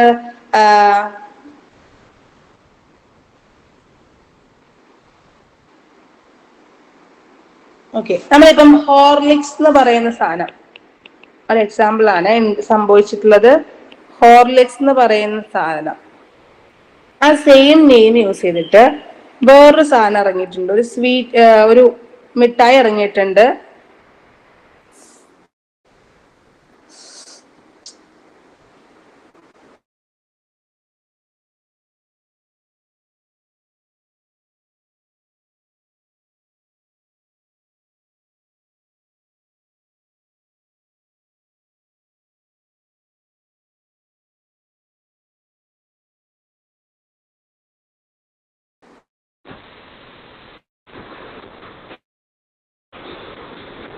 ഹോർലിക്സ് എന്ന് പറഞ്ഞിട്ടുള്ളത്.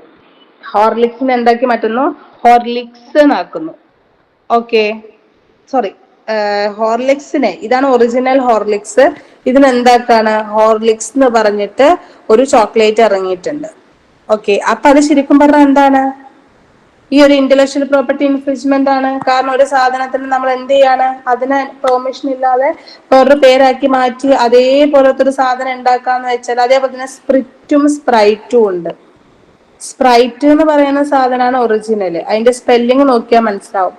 സ്പ്രൈറ്റും SPRIT ഈ രണ്ട് പ്രൊഡക്റ്റ് ഉണ്ട്. അതിലൊന്ന് മാത്രമാണ് ഒറിജിനൽ. ഒന്ന് എന്താണ്? ശരിക്കും ഡ്യൂപ്ലിക്കേറ്റ് സാധനമാണ്, നമ്മൾ വാങ്ങി കഴിക്കുന്നുണ്ടെന്നേ ഉള്ളൂ. അതുപോലെ റിയൽ ലൈഫിൽ നമ്മൾ ഒരുപാട് വാങ്ങിക്കുന്ന സാധനങ്ങൾ നമുക്ക് നോക്കിയാൽ വേണ്ടി മനസ്സിലാവും. അതൊക്കെ കോപ്പിറൈറ്റ് ഇഷ്യൂവും കാര്യങ്ങളൊക്കെ വന്നിട്ടുള്ള ഒരുപാട് സാധനങ്ങളുണ്ട്. പിന്നെ ഒരു കാര്യം കൂടി പറയാൻ വിട്ടുപോയി. ഈ ട്രേഡ് മാർക്കിനെ റെപ്രസെന്റ് ചെയ്യുന്നത് T എന്ന് പറയുന്ന സൈനിലാണ്.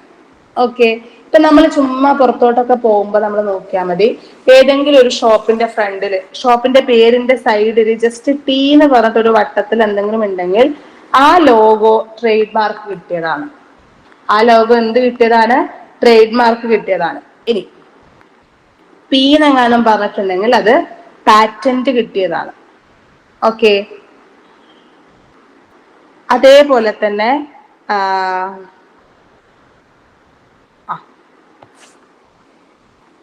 Next cyber space. Cyber space എന്ന് പറഞ്ഞാല് നമ്മൾ ഒരു വെർച്വൽ എൻവയോൺമെന്റിൽ കമ്പ്യൂട്ടർ സിസ്റ്റം എന്തുമായിട്ട് കണക്ട് ചെയ്യുന്നു? ഇന്റർനെറ്റുമായിട്ട് കണക്ട് ചെയ്യുന്നു. ഓക്കെ, അപ്പം സൈബർ സ്പേസ് എന്ന് പറഞ്ഞാൽ റിയൽ ആയിട്ടുള്ള ഒരു വേൾഡ് അല്ല സൈബർ സ്പേസ്, അൺറിയൽ വേൾഡ് ആണ്. കമ്പ്യൂട്ടർ നെറ്റ്വർക്ക്സ് ത്രൂ കമ്മ്യൂണിക്കേറ്റ് ചെയ്യുന്ന ഒരു അൺറിയൽ വേൾഡ് ആണ് സൈബർ സ്പേസ്. ഓക്കെ, അപ്പം ആ ഒരു അൺറിയൽ വേൾഡിൽ നമ്മൾ ഇൻഫോർമേഷൻസ് കളക്ട് ചെയ്യുന്നു, ഇന്ററാക്ട് ചെയ്യുന്നു, ഐഡിയാസ് ഒക്കെ എക്സ്ചേഞ്ച് ചെയ്യുന്നു, അതേപോലെ തന്നെ ഒരു സോഷ്യൽ സപ്പോർട്ട് കൊടുക്കുന്നു, ബിസിനസിന്റെ ആവശ്യത്തിനൊക്കെ വേണ്ടി കോണ്ടാക്ട് ചെയ്യുന്നു, ബിസിനസ് മീറ്റിംഗ്സ് നടത്തുന്നു, ഗെയിംസ് കളിക്കുന്നു, അപ്പൊ അതുപോലെ ഡിസ്കഷനിലൊക്കെ എൻഗേജ് ചെയ്യുന്നു. ഇങ്ങനെയുള്ള കാര്യങ്ങളൊക്കെ ചെയ്യാൻ പറ്റുന്ന ഒരു വെർച്വൽ എൻവയോൺമെന്റ് ആണ്, കമ്പ്യൂട്ടർ സിസ്റ്റത്തിന് ഇന്റർനെറ്റുമായിട്ട് കണക്ട് ചെയ്തിട്ടുള്ള ഒരു വെർച്വൽ എൻവയോൺമെന്റ് ആണ് സൈബർ സ്പേസ്. ഇത്രയും കാര്യങ്ങൾ ചെയ്യാൻ വേണ്ടി പറ്റും ഏത് ത്രൂ? ഒരു സൈബർ സ്പേസ് വഴി, അല്ലെങ്കിൽ ഈ ഒരു വെർച്വൽ എൻവയോൺമെന്റ് വഴി. ഓക്കെ, അപ്പോ ഈ ഒരു വെർച്വൽ എൻവയോൺമെന്റ് വഴി നമുക്ക് ട്രാൻസാക്ഷൻസ് നടത്താം. അതേപോലെ തന്നെ എന്തെങ്കിലും ബുക്ക് ചെയ്യാനുണ്ടെങ്കിൽ ബുക്ക് ചെയ്യാം, അല്ലെങ്കിൽ വേറൊരാളെ വീഡിയോ കോൾ ചെയ്യണമെങ്കിൽ വീഡിയോ കോൾ ചെയ്യാം, ഓഡിയോ കോൾ ചെയ്യണമെങ്കിൽ ഓഡിയോ കോൾ ചെയ്യാം, കോൺഫറൻസ് കോൾ ചെയ്യണമെങ്കിൽ അത് ചെയ്യാം, ബിസിനസ് മീറ്റിംഗ്സ് നടത്തണമെങ്കിൽ അത് നടത്താം. ഇങ്ങനെയുള്ള കാര്യങ്ങളൊക്കെ എവിടെ ചെയ്യാൻ വേണ്ടി പറ്റുന്നുണ്ട്? ഈ ഒരു വെർച്വൽ എൻവയോൺമെന്റ് ചെയ്യാൻ വേണ്ടി പറ്റുന്നുണ്ട്. ഓക്കെ, അതാണ് സൈബർ സ്പേസ്. ഇനി സൈബർ ക്രൈം എന്താണെന്ന് വെച്ചാല്, നമ്മൾ കമ്പ്യൂട്ടറിൽ യൂസ് ചെയ്യുന്ന ടൂൾസ്, അല്ലെങ്കിൽ അവിടെ നമ്മളെ ഒഫീഷ്യൽ ഇൻഫോർമേഷൻസ്, അതേപോലെ തന്നെ ക്രെഡിറ്റ് കാർഡ് ഇൻഫോർമേഷൻസ്, അതായത് ഇല്ലീഗൽ ആയിട്ട് നമ്മൾ ഡൗൺലോഡ് ചെയ്യുന്നത്, ഈ ക്രെഡിറ്റ് കാർഡിന്റെ ഒക്കെ ഇൻഫോർമേഷൻസ് ഫ്രോഡ് ആയിട്ട് യൂസ് ചെയ്യുന്നത്, അത് വെച്ച് നമ്മളെ അറ്റാക്ക് ചെയ്യുന്നത്, അതേപോലെ തന്നെ cyber terrorism, child pornography, creation, ഇതൊക്കെ, അതേപോലെ തന്നെ ഈ സാധനങ്ങളൊക്കെ, ഒരു വൈറസ് കയറിയാല് ആ വൈറസ് കയറിയിട്ട് നമ്മളുടെ കാര്യങ്ങളൊക്കെ, നമ്മളുടെ ഡീറ്റെയിൽസ് ഒക്കെ നശിപ്പിച്ചു കളയുന്നത്, സ്പാം മെസ്സേജസ്, ഇതൊക്കെ ഏതിൽ പെട്ടതാണ്? സൈബർ ക്രൈമിൽ പെട്ടതാണ്. സൈബർ സ്പേസിൽ നമ്മൾ എന്ത് ചെയ്യാൻ പാടില്ലാത്ത കാര്യങ്ങൾ ചെയ്യുന്നുണ്ടോ ആ ചെയ്യുന്ന കാര്യങ്ങളൊക്കെ ഏതിൽ ഇൻക്ലൂഡ് ആവും? സൈബർ ക്രൈമിൽ ഇൻക്ലൂഡ് ആവും. സൈബർ സ്പേസിൽ നമുക്ക് ചെയ്യാൻ പാടില്ലാത്ത എന്തൊക്കെ കാര്യങ്ങൾ ചെയ്യുന്നുണ്ടോ അതൊക്കെ ഏതിൽ ഇൻക്ലൂഡ് ആവും? സൈബർ ക്രൈമിൽ ഇൻക്ലൂഡ് ആവും. ഓക്കെ, അപ്പോ നമ്മള് ഏതെങ്കിലും ഒരു പേഴ്സണിനെതിരെ വരുന്ന സൈബർ ക്രൈംസ് ഏതൊക്കെയാണെന്ന് വെച്ചാല്, identity theft, harassment, impersonation and cheating, violation of piracy, dissemination of obscene material. ഇത് ഓരോന്നും എന്താണെന്ന് വെച്ചാല്, first identity theft. Identity theft എന്ന് പറയുമ്പോൾ നമ്മൾ ഇതുപോലെ തന്നെ ഒരുപാട് ഇൻഫോർമേഷൻസ്, നമ്മുടെ പേഴ്സണൽ ഇൻഫോർമേഷൻസ്, കോൺഫിഡൻഷ്യൽ ആയിട്ടുള്ള ഇൻഫോർമേഷൻസ് ഒക്കെ നമ്മൾ പല സൈറ്റിലും എന്ത് ചെയ്യുന്നുണ്ട്? ഷെയർ ചെയ്യുന്നുണ്ട്. അപ്പം ഒരു പേഴ്സണെ നമുക്ക് ഐഡന്റിഫൈ ചെയ്യാനുള്ള സാധനങ്ങളാണ് name, credit card, Aadhaar card number, ഇതുപോലുള്ള കാര്യങ്ങളൊക്കെ. അപ്പൊ ഇതൊന്നും അയാളുടെ പെർമിഷൻ ഇല്ലാതെ വേറൊരാളെ ആക്സസ് ചെയ്യാണ്. അയാളുടെ പെർമിഷൻ ഇല്ലാതെ എന്ത് ചെയ്യാണ്? വേറൊരാളെ ആക്സസ് ചെയ്യാണ്. ആക്സസ് ചെയ്തിട്ട് അതിനെ നമ്മൾ എന്ത് ചെയ്യുന്നു? അൺവാണ്ടഡ് ആയിട്ട്, അൺഓതറൈസ്ഡ് ആയിട്ട് യൂസ് ചെയ്യുന്നു. ഓക്കെ, അപ്പൊ നമ്മളുടെ ബാങ്ക് അക്കൗണ്ട്, അതേപോലെ തന്നെ സോഷ്യൽ മീഡിയ അക്കൗണ്ട്, അതേപോലെ നമ്മളുടെ പേഴ്സണൽ ആയിട്ടുള്ള ഐഡന്റിഫിക്കേഷൻ ഡോക്യുമെന്റ്സ്, അങ്ങനെയുള്ള കാര്യങ്ങളൊക്കെ നമ്മൾ വേറൊരാള് ക്രാക്ക് ചെയ്തെടുക്കുകയാണെങ്കിൽ, ആ ഒരു ക്രാക്ക് ചെയ്ത് വെച്ച സാധനങ്ങൾ വെച്ചിട്ട് ഇപ്പൊ എന്റെ ബാങ്ക് അക്കൗണ്ട് ത്രൂ എന്റെ പൈസ അങ്ങനെ അവർ തട്ടുകയാണെങ്കിൽ, അതേപോലെ തന്നെ ഒരു വേറെ എന്തെങ്കിലും ഒരു ഇപ്പൊ എന്തെങ്കിലും ഒരു ആനുകൂല്യമൊക്കെ ലഭിക്കാൻ വേണ്ടിയിട്ട് എന്റെ ഐഡന്റിറ്റി യൂസ് ചെയ്യുകയാണെങ്കിൽ, ചിലപ്പം ഞാനൊന്നും അപ്ലൈ ചെയ്തിട്ടുണ്ടല്ല, പക്ഷെ എന്റെ ഒരു ഐഡന്റിറ്റി യൂസ് ചെയ്യുകയാണെങ്കിൽ, അതേപോലെ തന്നെ എന്റെ മെയിലിൽ വരുന്ന ഇൻഫോർമേഷൻസ് എന്തെങ്കിലും എടുക്കുകയാണെങ്കിൽ, അങ്ങനെയൊക്കെ എടുക്കുകയാണെങ്കിൽ അതൊക്കെ ഏതില് വരുന്നതാണ്? ഐഡന്റിറ്റീസ് തെഫ്റ്റിൽ വരുന്നതാണ്. ഒരാളുടെ personal informations, name, credit card number, Aadhaar card number, അതേപോലെ തന്നെ അങ്ങനെ എന്ത് കാര്യങ്ങളാവട്ടെ അയാളുടെ പെർമിഷൻ ഇല്ലാതെ ഒരു ഫ്രോഡ് ആക്ടിവിറ്റിക്ക് വേണ്ടി യൂസ് ചെയ്യുന്നുണ്ടെങ്കിൽ അതാണ് ഐഡന്റിറ്റി തെഫ്റ്റ് എന്ന് പറയുന്നത്. മോഷ്ടിക്കുക, ഒരാളുടെ പേഴ്സണൽ ഇൻഫോർമേഷൻസ് മോഷ്ടിക്കുക. ഇനി ഹറാസ്മെന്റ്. ഹറാസ്മെന്റ് എന്ന് വെച്ചാല് ഇപ്പോ കുറച്ചും കൂടി നമ്മളുടെ സിനിമയിലൊക്കെ ഉള്ള ആൾക്കാര്, അതേപോലെ തന്നെ അവരുടെ ഇമെയിൽസ്, അവരുടെ സോഷ്യൽ മീഡിയ അക്കൗണ്ട്, അവരുടെ എന്തെങ്കിലും പേഴ്സണൽ ഇൻഫോർമേഷൻസ് ഒക്കെ വെച്ചിട്ട് അവരെ നമ്മൾ അപമാനിക്കുന്ന രീതിയിൽ എന്തെങ്കിലും ചെയ്യുകയാണെങ്കിൽ, അതിന് നമ്മൾ എന്തെന്ന് പറയും? ഇന്റർനെറ്റ് യൂസ് ചെയ്തിട്ട് ഒരാളെ നമ്മൾ മോശമായ രീതിയിൽ കാണുകയാണെങ്കിൽ അതിന് നമ്മൾ എന്തെന്ന് പറയും? സ്റ്റാക്കിംഗ് എന്ന് പറയും. സ്റ്റോക്കിംഗ്. ഓക്കെ. അപ്പോ ഭയങ്കര ഫേമസ് ആയിട്ടുള്ള ചില ആൾക്കാരുടെ ഒക്കെ ഫേസ്ബുക്ക് അക്കൗണ്ട് എന്ന് പറയുന്നത് നമ്മൾ പറഞ്ഞിട്ടുണ്ട്, ഇത് അക്കൗണ്ട് ഓൾറെഡി ഹാക്ക്ഡ് ആണ്, അപ്പൊ ഇതിൽ മെസ്സേജ് അയക്കരുതെന്നൊക്കെ പറഞ്ഞാൽ നമ്മൾ പലരുടെയും മെസ്സേജ് ഒക്കെ കണ്ടിട്ടുണ്ട്, വാട്സപ്പ് സ്റ്റാറ്റസ് ഒക്കെ. അപ്പോ അങ്ങനെയുള്ള ഒരു കേസിൽ വരുന്നതാണ് ഏത്? ഹറാസ്മെന്റ് എന്ന് പറയുന്നത്. ഓക്കെ. അവരുടെ ഫോട്ടോ വെച്ചിട്ട് ഒരു പുതിയ പ്രൊഫൈൽ ഉണ്ടാക്കും, എന്നിട്ട് ആ പ്രൊഫൈലിൽ അവരുടെ കുറെ വീഡിയോസ് അപ്ലോഡ് ചെയ്യും, എന്നിട്ട് അത് അവരാണ് എന്ന് ബാക്കിയുള്ളവരെ തെറ്റിദ്ധരിപ്പിക്കുകയാണ്. അത് ആ ഒറിജിനൽ വ്യക്തിയാണ് എന്ന് മറ്റുള്ളവരെ തെറ്റിദ്ധരിപ്പിക്കുകയാണ്. അതാണ് എന്ത്? Harassment. Next, impersonation and cheating. Impersonation and cheating എന്ന് വെച്ചാല് ഒരു നോർമൽ പേഴ്സൺ അത് വേറൊരാളാണ് എന്ന് ബാക്കിയുള്ളവരെ തെറ്റിദ്ധരിപ്പിച്ചിട്ട് ഇന്റർനെറ്റിൽ എന്ത് കാണുന്നു? ഓൺലൈനായിട്ട് ചാറ്റ് നടത്തുന്നു. ഇപ്പൊ എന്റെ അക്കൗണ്ടിൽ നിന്ന് ഞാനാണെന്നുള്ള രീതിയിൽ വേറൊരാൾ എന്ത് ചെയ്യുന്നു? ബാക്കിയുള്ളവർക്ക് ചാറ്റ് ചെയ്യുന്നു. പക്ഷെ ആക്ച്വലി അത് ഞാനല്ല, വേറൊരാളാണ് എന്റെ അക്കൗണ്ട് ത്രൂ കമ്മ്യൂണിക്കേറ്റ് ചെയ്യുന്നത്. ഓക്കെ. അപ്പം ഈ പുറത്തെ വേറെ ഏതെങ്കിലും, ഇപ്പം നമ്മൾ കഴിഞ്ഞ ദിവസം കണ്ടായിരുന്നു ഒരു കൊറിയക്കാരനുമായിട്ട് എന്തോ റിലേഷൻഷിപ്പ് ഉണ്ടായിട്ട് ഒരു കുട്ടി സൂസൈഡ് ചെയ്തു എന്നൊക്കെ പറഞ്ഞിട്ട്. അപ്പൊ അതൊക്കെ കൊറിയക്കാരനാവണമെന്നുണ്ടോ? ഇല്ല. നമ്മളുടെ നോർമൽ ഇടയിലുള്ള ഏതെങ്കിലും ഒരു മനുഷ്യന്മാരായിരിക്കും കൊറിയക്കാരനാണെന്നും പറഞ്ഞിട്ട് ഈ കുട്ടിയോട് ചാറ്റ് ചെയ്യുന്നുണ്ടാവാം. ഓക്കെ. അങ്ങനെയുള്ള കാര്യങ്ങളൊക്കെയാണ് എന്ത്? Impersonation and cheating. Fake account ഉണ്ടാക്കുക. ഇൻസ്റ്റഗ്രാമിൽ ഒരു ഫേക്ക് അക്കൗണ്ട് ഇല്ലാത്ത ഒരാൾ പോലും ഉണ്ടാവില്ല, എന്നിട്ട് ആ ഫേക്ക് അക്കൗണ്ട് ത്രൂ ബാക്കിയുള്ളവരായിട്ട് കമ്മ്യൂണിക്കേറ്റ് ചെയ്യും. ഓക്കെ. അപ്പൊ നമ്മളുടെ 99% ആൾക്കാരും ഇതിൽ ഏതെങ്കിലും ഒരു തരത്തിൽ സൈബർ ക്രൈമിൽ പെടാൻ ചാൻസ് ഉള്ള ആൾക്കാരാണ്. അവർ ചെയ്യുന്നത് സൈബർ ക്രൈം ആണ്. പക്ഷെ അതൊന്നും എന്താവുന്നില്ല, പ്രോപ്പറായിട്ട് എത്തുന്നില്ല എന്നുള്ളത് മാത്രമേ ഉള്ളൂ. ഓക്കെ. അപ്പൊ അതാണ് എന്ത്? ഇംപേഴ്സണേഷൻ ആൻഡ് ചീറ്റിംഗ് എന്ന് പറയുന്നത്. ഇനി violation of privacy. Violation of privacy എന്ന് വെച്ചാല് ഒരാളുടെ പ്രൈവറ്റ് ലൈഫിലോട്ട് നമ്മൾ എന്ത് ചെയ്യുന്നു? പ്രത്യേകിച്ച് കാരണമൊന്നും ഇല്ലാണ്ട് നമ്മൾ കയറി പോവാനോ, അതേപോലെ തന്നെ അവരുടെ എന്തെങ്കിലും കാര്യങ്ങൾ എടുക്കാനോ, അവരുടെ പ്രൈവറ്റ് ലൈഫിനെ പ്രൊട്ടക്ട് ചെയ്യാതെ അവരുടെ പ്രൈവറ്റ് ആയിട്ടുള്ള കാര്യങ്ങൾ മറ്റുള്ളവരിലോട്ടൊക്കെ എത്തിക്കുകയോ അങ്ങനെയൊക്കെ ഉള്ള രീതിയിൽ നമ്മൾ വർക്ക് ചെയ്യുന്നതാണ് വയലേഷൻ ഓഫ് പ്രൈവസി. ഓക്കെ. ഇപ്പം നമ്മൾ കണ്ടിട്ടുണ്ട് ചില ഹോട്ടൽ റൂമിലൊക്കെ ക്യാമറ ഒക്കെ വെച്ചിട്ട്, അതേപോലെ തന്നെ അമ്പലത്തിലൊക്കെ കയറിയാൽ നമുക്കറിയാം മൊബൈൽ ക്യാമറ അലൗഡ് അല്ല ഫോട്ടോ എടുക്കാൻ വേണ്ടിയിട്ട്. അപ്പൊ നമ്മൾ ഒരാളുടെ പെർമിഷൻ ഇല്ലാതെ ഒരു ഫോട്ടോ പോലും എടുക്കരുത്. ആക്ച്വലി നമ്മളിപ്പോ റീലൊക്കെ ചെയ്യുന്ന ഒരുപാട് ആൾക്കാർ ആ റീലിന്റെ ഫ്രണ്ടിലും ബാക്കിലും ഒക്കെ ആയിട്ട് വരുന്നുണ്ട്. പക്ഷെ അത് ശരിക്കും പറഞ്ഞാൽ നോർമലി അതെന്താണ്? ഒരു സൈബർ ക്രൈം ആണ്, എസ്പെഷ്യലി ലേഡീസിന്റെ ഫോട്ടോസ് എടുക്കുന്നത്. ഓക്കെ. അവരുടെ പ്രൈവറ്റ് ലൈഫിലോട്ട് ഇടിച്ചു കയറാനും അവരെ നമ്മളുടെ പകർത്താനും, അതായത് കോപ്പി ചെയ്യാനും ശ്രമിക്കുന്ന ഒരു സിറ്റുവേഷൻ ആണ് വയലേഷൻ ഓഫ് പ്രൈവസി. ഇനി dissemination of obscene material. Dissemination of obscene material എന്ന് പറഞ്ഞാല് നമ്മളുടെ എന്താണ്,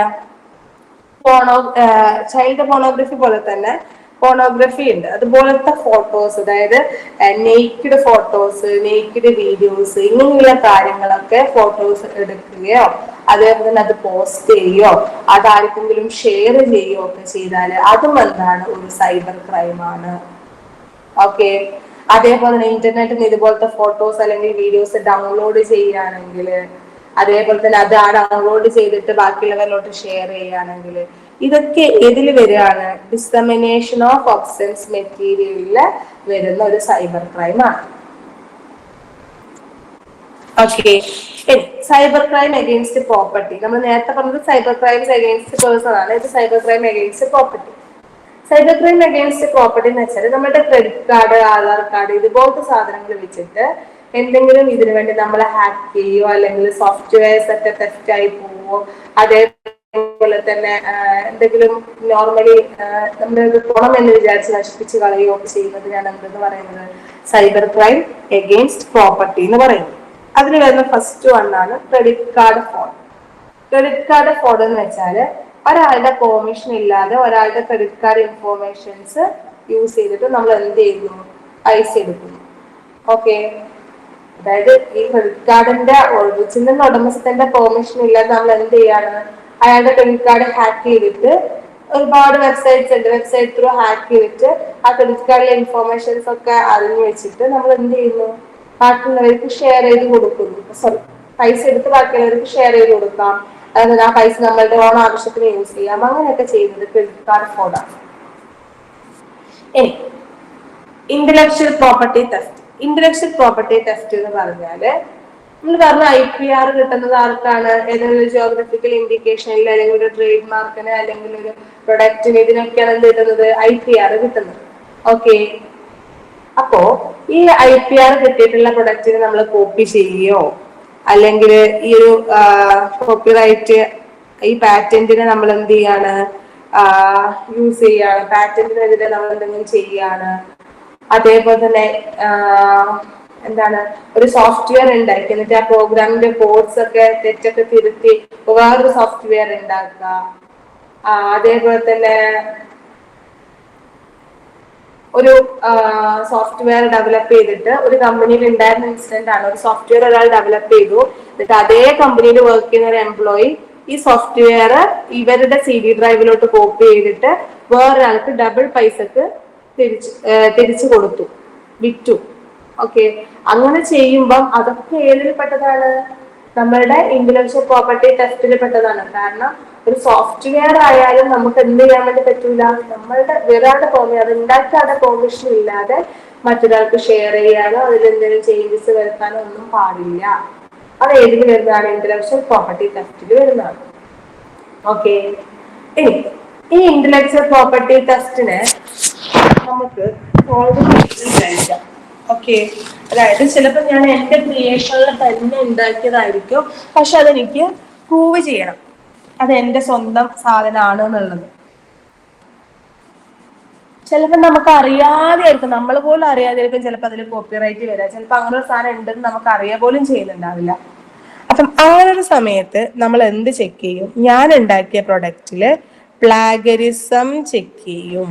പ്ലാഗരിസം എന്ന് വെച്ചാല് കോപ്പി, ഇതേ പ്രൊഡക്റ്റ് വേറെ എവിടെയെങ്കിലും ഉണ്ടോ എന്ന്, അതായത് ഇതിൽ കോപ്പിറൈറ്റ് ഇഷ്യൂ വരാൻ ചാൻസ് ഉണ്ടോ, ഇതേ പ്രൊഡക്റ്റ് വേറെ എവിടെയെങ്കിലും അവൈലബിൾ ആയിട്ടുണ്ടോ എന്ന് ചെക്ക് ചെയ്യുന്നതിനാണ് നമ്മൾ എന്തെന്ന് പറയുക, പ്ലാഗരിസം എന്ന് പറയുന്നത്. ഓക്കെ അല്ലേ ജവാദ? ഓക്കെ, ഇനി cyber crimes against government. Cyber crime against government എന്ന് വെച്ചാല് ഗവൺമെന്റിനെതിരെ നമ്മൾ എന്തെങ്കിലും ഇ ഗവേണൻസിന്റെ സൈറ്റ് ഒക്കെ ഉണ്ട്, അതൊക്കെ ത്രൂ അതിലൊക്കെ നമ്മൾ എന്തെങ്കിലും തരത്തിലുള്ള അൺഓതറൈസ്ഡ് ആക്സസ് നടത്തുകയാണെങ്കിൽ അതിനെയാണ് സൈബർ ക്രൈം അഗെയിൻസ്റ്റ് ഗവൺമെന്റ് എന്ന് പറയുന്നത്. ഓക്കെ, അതിൽ വരുന്ന ഫസ്റ്റ് വൺ ആണ് സൈബർ ടെററിസം.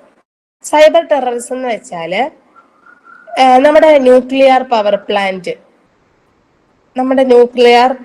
പ്ലാന്റ്, അതേപോലെ തന്നെ air traffic control, gas line control, telecommunication, telephone lines, ഇതൊക്കെ ത്രൂ നമ്മൾ എന്ത് ചെയ്യുന്നു, നമ്മള് നെറ്റ്വർക്ക്സ്, അതായത് കമ്പ്യൂട്ടർ KSWN എന്ന് പറയുന്ന KSWAN, ഇതിലൊക്കെ നമ്മൾ എന്തെങ്കിലും തരത്തില് നമ്മൾ അറ്റാക്ക് ചെയ്യാൻ ശ്രമിക്കുകയാണെങ്കിൽ നമുക്കത് മൊത്തത്തിലുള്ള ഒരു വർക്കിങ്ങിനെ അത് അഫക്റ്റ് ചെയ്യൂലേ? ടോട്ടലി വരുന്ന ആ ഒരു വർക്കിങ്ങിനെ അത് എന്ത് ചെയ്യും, അഫക്റ്റ് ചെയ്യും. ഓക്കെ, അപ്പോ അങ്ങനെ അഫക്റ്റ് ചെയ്യുന്നതിനെയാണ് നമ്മൾ എന്തെന്ന് പറയാ, സൈബർ ടെററിസം എന്ന് പറയുന്നത്. നമ്മുടെ air traffic control, power plant, nuclear power plant, gas line controls ഒക്കെ, ഇതിലൊക്കെ എന്തെങ്കിലും ഒരു ഇഷ്യൂ വന്നാൽ അത് നമ്മൾ മൊത്തത്തിൽ ബാധിക്കും. എയർ ട്രാഫിക് കൺട്രോളിലൊക്കെ എന്തെങ്കിലും ഇഷ്യൂ ഉണ്ടായാല് ആ ഒരു പ്ലെയിനിലുള്ള കംപ്ലീറ്റ് ആൾക്കാരെയും അത് എന്ത് ചെയ്യുന്നുണ്ട്, അഫക്റ്റ് ചെയ്യാനുള്ള സാധ്യതയുണ്ട്. ഓക്കെ, അങ്ങനെ നമ്മൾ മൊത്തത്തിൽ എന്തെങ്കിലും ദ്രോഹം വരണം, നശിപ്പിക്കണം എന്ന് ഡിസൈഡ് ചെയ്ത് നമ്മൾ ചെയ്യുന്നതിനാണ് എന്തെന്ന് പറയാ, സൈബർ ടെററിസം എന്ന് പറയുന്നത്. ഓക്കെ, ഇപ്പം 2010 ഇറാന്റെ ഒരു പ്രൈവറ്റ് ന്യൂക്ലിയർ പ്ലാന്റ് ഉണ്ടായിരുന്നു, ടെക്സ്നെറ്റ് എന്ന് പറഞ്ഞിട്ട്. അപ്പം ആ ഒരു ടെക്സ്നെറ്റിനെ വൈറസ് യൂസ് ചെയ്തിട്ട് എന്ത് ചെയ്തു, അറ്റാക്ക് ചെയ്തു. ഓക്കെ, അങ്ങനെ അറ്റാക്ക് ചെയ്തപ്പം യുറേനിയം എന്ത് ചെയ്ത്, യുറേനിയം നമ്മളുടെ മൊത്തത്തിലുള്ള ആ ഒരു അതായത് ആ ഒരു സാധനം ഇപ്പോഴും നടക്കുന്ന ആ ഒരു പരിപാടി എന്ത് ചെയ്യണം, നിക്കണം എന്നുള്ള ഒരു ഉദ്ദേശത്തിലാണ് എന്ത് ചെയ്തേക്കുന്നത്, ഈ വൈറസ് യൂസ് ചെയ്തിട്ട് അതിനെ എന്ത് ചെയ്തിട്ടുള്ളത്, അറ്റാക്ക് ചെയ്തിട്ടുള്ളത്. ഓക്കെ, അപ്പം അങ്ങനെ അറ്റാക്ക് ചെയ്യുമ്പം അതിന്റെ പ്രവർത്തനങ്ങള് കംപ്ലീറ്റ് ഫ്ലോപ്പായി പോവാണ്. ഓക്കെ, അപ്പൊ നമ്മൾ എന്ത് ചെയ്യണം, അങ്ങനെ അറ്റാക്ക് ഒന്നും വരാൻ സാധ്യത ഉണ്ടാവാം, അപ്പൊ അങ്ങനെ വരാതിരിക്കട്ടെ. പക്ഷേ നമ്മൾ എന്ത് ചെയ്യണം, അതിനു വേണ്ടിയിട്ട് വളരെ ഹൈ പവേർഡ് സർവേഴ്സ് യൂസ് ചെയ്യണം. ഹൈലി സെക്യൂർഡ് ആയിട്ടുള്ള ഹൈ പവേർഡ് സർവേഴ്സ് യൂസ് ചെയ്യണം. അതാണ് സൈബർ ടെററിസം എന്ന് പറയുന്നത്. ഇനി വെബ്സൈറ്റ് ഡിഫേസ്മെന്റ്. വെബ്സൈറ്റ് ഡിഫേസ്മെന്റ് എന്ന് പറഞ്ഞാല് ഒരു ഗവൺമെന്റിന് നോർമലി ചെയ്യാൻ പറ്റുന്ന, ഗവൺമെന്റിലോട്ടേക്ക് നോർമലി ചെയ്യാൻ പറ്റുന്നത് സൈബർ ക്രൈംസ് ആണ്. ഓക്കെ, സൈബർ ക്രൈം ആണ് ഇത്. എന്ന് വെച്ചാല് ഇതില് നമ്മൾ ഗവൺമെന്റ് വെബ്സൈറ്റിൽ ഹാക്ക് ചെയ്തിട്ട് അതില് ഗവൺമെന്റിനെതിരെയുള്ള എന്തെങ്കിലും മെസ്സേജസ്, കമന്റ്സ് ഒക്കെ നമ്മൾ പോസ്റ്റ് ചെയ്യണം. ഗവൺമെന്റ് വെബ്സൈറ്റ്സ് ഒക്കെ ഹാക്ക് ചെയ്തിട്ട് ഗവൺമെന്റിന് എതിരെയുള്ള എന്തെങ്കിലും മെസ്സേജസ്, കമന്റ്സ് ഒക്കെ നമ്മൾ ഇടുകയാണ്, ഷെയർ ചെയ്യാണ്. ഓക്കെ, അങ്ങനെ ചെയ്യുമ്പോ അവിടെ എന്താ സംഭവിക്കുക, അത് ഗവൺമെന്റിന് ദോഷമായിട്ട് വരും. ഓക്കെ, അതാണ് വെബ്സൈറ്റ് ഡിഫേസ്മെന്റ് എന്ന് പറയുന്നത്. Attack against e governance site. Attack against e governance site എന്ന് വെച്ചാല് ഇതൊക്കെ ഈ സൈബർ ക്രൈംസ് ഒക്കെ നമുക്ക് അറിയാൻ വേണ്ടിയിട്ട് ഒരു ഗവൺമെന്റിന്റെ സർവീസസ് അവൈലബിൾ ആണ്. ഓക്കെ, അതായത് ഡിസ്ട്രിബ്യൂട്ടഡ് ഡിനയൽ ഓഫ് സർവീസ് എന്ന് പറഞ്ഞൊരു സാധനമുണ്ട്, DDoS. അതായത് hackers denial of service system use ചെയ്തിട്ടാണ് നമ്മൾ എന്ത് ചെയ്യുന്നത്, ഈ ഇൻഫോർമേഷൻസ് ഒക്കെ ക്യാച്ച് ചെയ്യുന്നത്. ഓക്കെ, അപ്പം അവരുടെ ഇടയിൽ ഒരു content management system website control ചെയ്യും. അതേപോലെ തന്നെ അതിലുള്ള ഇൻഫോർമേഷൻസ് ഒക്കെ കംപ്ലീറ്റ്ലി റിമൂവ് ചെയ്യാനും സാധിക്കുന്നുണ്ട്. ഓക്കെ, അപ്പൊ അങ്ങനെ ചെയ്യുമ്പോൾ നമുക്ക് എന്താ സംഭവിക്കുക, ഗവൺമെന്റിന് വലിയ രീതിയിൽ അതൊരു നഷ്ടമായിട്ട് മാറാനുള്ള, ലോസ് വരാനുള്ള സാധ്യതയുണ്ട്. ഓക്കെ, അപ്പം ഈ സൈബർ സ്പേസിന്റെ ഒരു ഇത് കാരണമാണ് ഈ ഒരു ഡിനയൽ ഓഫ് സർവീസ് ഒക്കെ വഴി നമ്മൾ കയ്യിൽ വരുന്ന ഇൻഫോർമേഷൻസ് അറ്റാക്ക് ഒക്കെ ചെയ്ത് കംപ്ലീറ്റ് സാധനങ്ങൾ അവർ നശിപ്പിച്ചിട്ട് എടുക്കുന്നത്. ഇനി സൈബർ എത്തിക്സ്.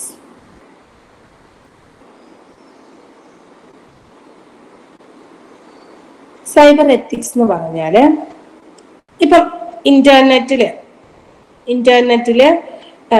നമ്മൾ എന്താണ്, ഒരുപാട് വൈറസ് കയറുന്നുണ്ട്, അതേപോലെ തന്നെ സ്പാം മെസ്സേജസ് വരുന്നുണ്ട്, അറ്റാക്ക് ചെയ്യുന്നുണ്ട്, ഹാക്ക് ചെയ്യുന്നുണ്ട്, അങ്ങനെ ഒരുപാട് കാര്യങ്ങൾ നടക്കുന്നുണ്ട്. അതിനൊക്കെ ഉള്ള സൈബർ ക്രൈംസും അതൊക്കെ ഒരു സൈബർ ക്രൈം ആണെന്നൊക്കെ നമ്മൾ പറഞ്ഞു.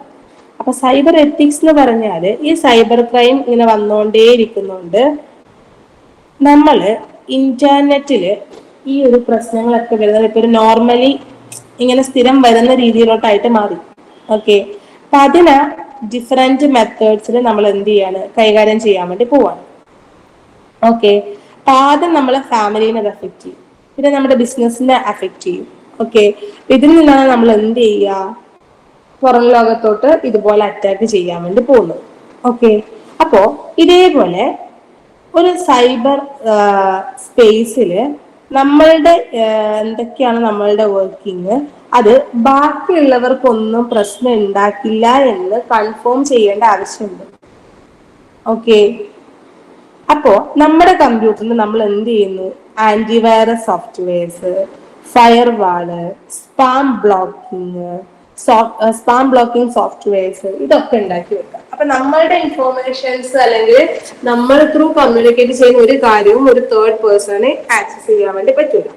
അതിനുവേണ്ടി നമ്മൾ എന്തൊക്കെ ചെയ്യണം? ആന്റിവൈറസ് സോഫ്റ്റ്വെയർസ് ഇൻസ്റ്റാൾ ചെയ്യണം, അതേപോലെ തന്നെ ഫയർവാള് സെറ്റ് ചെയ്യണം, സ്പാം ബ്ലോക്കിംഗ് സോഫ്റ്റ്വെയർസ് സെറ്റ് ചെയ്യണം. ഇതൊക്കെ ചെയ്താൽ അതിനൊരു സൊല്യൂഷൻ ആണ്. അതേപോലെ തന്നെ ഓൺലൈൻ ആയിട്ട് നമ്മൾ ട്രാൻസാക്ഷൻസ് ഒക്കെ നടത്തുമ്പോൾ നമ്മൾ സെക്യൂർ ആയിട്ടുള്ള ഒരു വെബ്സൈറ്റ് ത്രൂ ആണ് നമ്മൾ ട്രാൻസാക്ട് ചെയ്യുന്നതെന്ന് പറയാൻ വേണ്ടി പറ്റും. അതായത് ഒരു വെബ്സൈറ്റ് സെക്യൂർ ആണെന്ന് പറയണമെങ്കിൽ HTTPS ഉണ്ടാവും. നിങ്ങളൊരു ഓൺലൈൻ സൈറ്റ് എടുത്ത് നോക്കാം, അതിന് HTTP മാത്രമാണെങ്കിൽ അതെന്താണ്? സെക്യൂർ അല്ല, അൺസെക്യൂർ ആണ്. ഓക്കെ, പക്ഷെ HTTPS ഉണ്ടെങ്കിൽ അതെന്താണ്? ഒരു സെക്യൂർ സൈറ്റ് ആണെന്ന് പറയാം. HTTPSന്റെ full form hyper text transfer protocol secure. Okay, അതേപോലെ സെക്യൂർ ആണെന്ന് പറയും. അതേപോലെ തന്നെ നമ്മൾ സ്പാം മെസ്സേജസിനും സ്പാം മെയിൽസിനും, അതായത് നമുക്കറിയാത്ത ആൾക്കാർ നമുക്ക് അയക്കുന്ന മെയിൽസ് നമ്മൾ ഓപ്പൺ ആക്കാനോ അതിന് റിപ്ലൈ കൊടുക്കാനോ നിൽക്കേണ്ട ആവശ്യമില്ല. ഓക്കെ, അതേപോലെ തന്നെ നമ്മൾ പാസ്വേഡ് ഒക്കെ യൂസ് ചെയ്യുമ്പോൾ നമുക്കറിയാം, നോർമലി നമ്മൾ യൂസ് ചെയ്യുന്നത് നെയിം എന്താണോ നമ്മുടെ പേര്. ഇപ്പൊ ജവാദ എന്നാണ് പേരെങ്കിൽ jawada@123 ആയിരിക്കും എല്ലാത്തിന്റെയും പാസ്വേഡ്. അല്ലെങ്കിൽ jawada@ ഫോൺ നമ്പറിന്റെ ഫസ്റ്റ് 3 ലെറ്റർ അല്ലെങ്കിൽ ലാസ്റ്റ് 3 ലെറ്റർ, അല്ലെങ്കിൽ jawada@ ഡേറ്റ് ഓഫ് ബർത്ത്, അല്ലെങ്കിൽ ഡേറ്റ് ഓഫ് ബർത്ത് മാത്രം. ഓക്കെ, ഇതൊക്കെയായിരിക്കും നമ്മൾ എല്ലായിടത്തും യൂസ് ചെയ്യുന്ന പാസ്വേഡ് എന്ന് പറയുന്നത്. പക്ഷേ നമ്മൾ എന്ത് ചെയ്യണം? കുറച്ചുകൂടി ഡിഫറെന്റ് ആയിട്ട് മറ്റുള്ളവർക്ക് ആക്സസ് ചെയ്യാൻ വേണ്ടി പറ്റാത്ത രീതിയിലുള്ള പാസ്വേഡ്സ് യൂസ് ചെയ്യാം. ആ പാസ്വേഡിന് മിനിമം എത്ര ലെറ്റേഴ്സ് ഉണ്ടാവണം? 8 ക്യാരക്ടേഴ്സ് മിനിമം ഉണ്ടാവണം. ഓക്കെ, അപ്പം ഈ ഒരു ക്യാരക്ടേഴ്സ് യൂസ് ചെയ്തിട്ട് നമ്മൾ ഈ ഒരു 8 ക്യാരക്ടേഴ്സിൽ എന്തൊക്കെ ഉണ്ടാവണം? അപ്പർ കേസ് ഉണ്ടാവണം, ലോവർ കേസ് ഉണ്ടാവണം, അതേപോലെ തന്നെ ഡിജിറ്റ്സ് ഉണ്ടാവണം, സ്പെഷ്യൽ ക്യാരക്ടേഴ്സ് ഉണ്ടാവണം. ഇതൊക്കെ ഇൻക്ലൂഡ് ചെയ്തിട്ടുള്ള ഒരു സെക്യൂർ പാസ്വേഡ്, മറ്റുള്ളവർക്ക് അത്ര പെട്ടെന്ന് ആക്സസ് ചെയ്യാൻ വേണ്ടി പറ്റാത്ത രീതിയിലുള്ള ഒരു സെക്യൂർ പാസ്വേഡ് നമ്മൾ ക്രിയേറ്റ് ചെയ്യണം. ഓക്കെ, അതേപോലെ തന്നെ നമ്മൾ ഈ കുറെ ഒരു സൈറ്റ് ഒക്കെ ഓൺ ചെയ്യുമ്പോൾ കുക്കീസ് ഒക്കെ വരും. കുക്കീസ് ഒക്കെ നമ്മൾ അക്സെപ്റ്റ് ചെയ്ത് കൊടുക്കും, പക്ഷെ അതൊന്നും നമ്മൾ എന്ത് ചെയ്യാറില്ല? വായിച്ചു നോക്കാറില്ല. അപ്പൊ നമ്മൾ എന്താ ചെയ്യേണ്ടത്? അത് വായിച്ചു നോക്കിയ ശേഷം മാത്രം ആക്സെപ്റ്റ് കൊടുത്തു വിടുക. വായിച്ചിട്ട് നമുക്ക് എതിരായിട്ട് അതൊന്നും സംഭവിക്കാൻ ചാൻസ് ഇല്ല എന്ന് ഉറപ്പുണ്ടെങ്കിൽ മാത്രമേ അതെന്ത് ചെയ്യാൻ വേണ്ടി പറ്റുള്ളൂ? ആക്സെപ്റ്റ് ചെയ്യാൻ വേണ്ടി പറ്റുള്ളൂ. അല്ലാതെ ആക്സെപ്റ്റ് ചെയ്താൽ നമുക്ക് നമ്മുടെ പല കാര്യങ്ങളും ആക്സസ് ചെയ്യാൻ, നമ്മുടെ കോണ്ടാക്ട്സ് ആക്സസ് ചെയ്യാനുള്ള കാര്യങ്ങൾ അതിലുണ്ടാവും, നമ്മുടെ ഗാലറി ആക്സസ് ചെയ്യാനുള്ള കാര്യങ്ങൾ ഉണ്ടാവും, അങ്ങനെയുള്ള കാര്യങ്ങളൊക്കെ ആക്സസ് ചെയ്യാൻ വേണ്ടി പറ്റും. ഓക്കെ, അതേപോലെ തന്നെ നമുക്ക് ഗവൺമെന്റ് പെർമിഷൻ ഇല്ലാത്ത, അപ്രൂവ്ഡ് അല്ലാത്ത സോഫ്റ്റ്വെയർസ് ഒന്നും നമ്മൾ എന്ത് ചെയ്യാൻ വേണ്ടി പാടില്ല? യൂസ് ചെയ്യാൻ വേണ്ടി പാടില്ല. നമുക്ക് അപ്രൂവൽ അല്ലാത്ത ഒരു സോഫ്റ്റ്വെയർസും നമ്മൾ യൂസ് ചെയ്തിട്ട് ഒരു കാര്യവും ചെയ്യാൻ വേണ്ടി പാടില്ല. ഇനി അതേപോലെ തന്നെ നമ്മളുടെ ഐഡന്റിറ്റി കാർഡിനെ ഹൈഡ് ചെയ്തിട്ട് ബാക്കിയുള്ളവരെ നമ്മൾ എന്ത് ചെയ്യാൻ വേണ്ടി പാടില്ല? പറ്റിക്കരുത്. അതായത് നമ്മളുടെ ഓൾറെഡി നമുക്കൊരു ഐഡിയ ഉണ്ട്, ആധാർ കാർഡിന്റെ ഇതുണ്ട്. അപ്പൊ എന്റെ ആധാർ കാർഡ് യൂസ് ചെയ്തിട്ട് വേണം ഞാൻ എന്തെങ്കിലും കാര്യങ്ങൾ ചെയ്യാൻ വേണ്ടിയിട്ട്. അല്ലാതെ വേറൊരാളുടെ ആധാർ കാർഡ് യൂസ് ചെയ്തിട്ട് ഞാൻ എന്തെങ്കിലും കാര്യങ്ങൾ, ട്രാൻസാക്ഷനോ എന്തെങ്കിലും ശ്രമിക്കുകയാണെങ്കിൽ അതും എന്താണ് ചെയ്യാൻ വേണ്ടി പാടില്ല.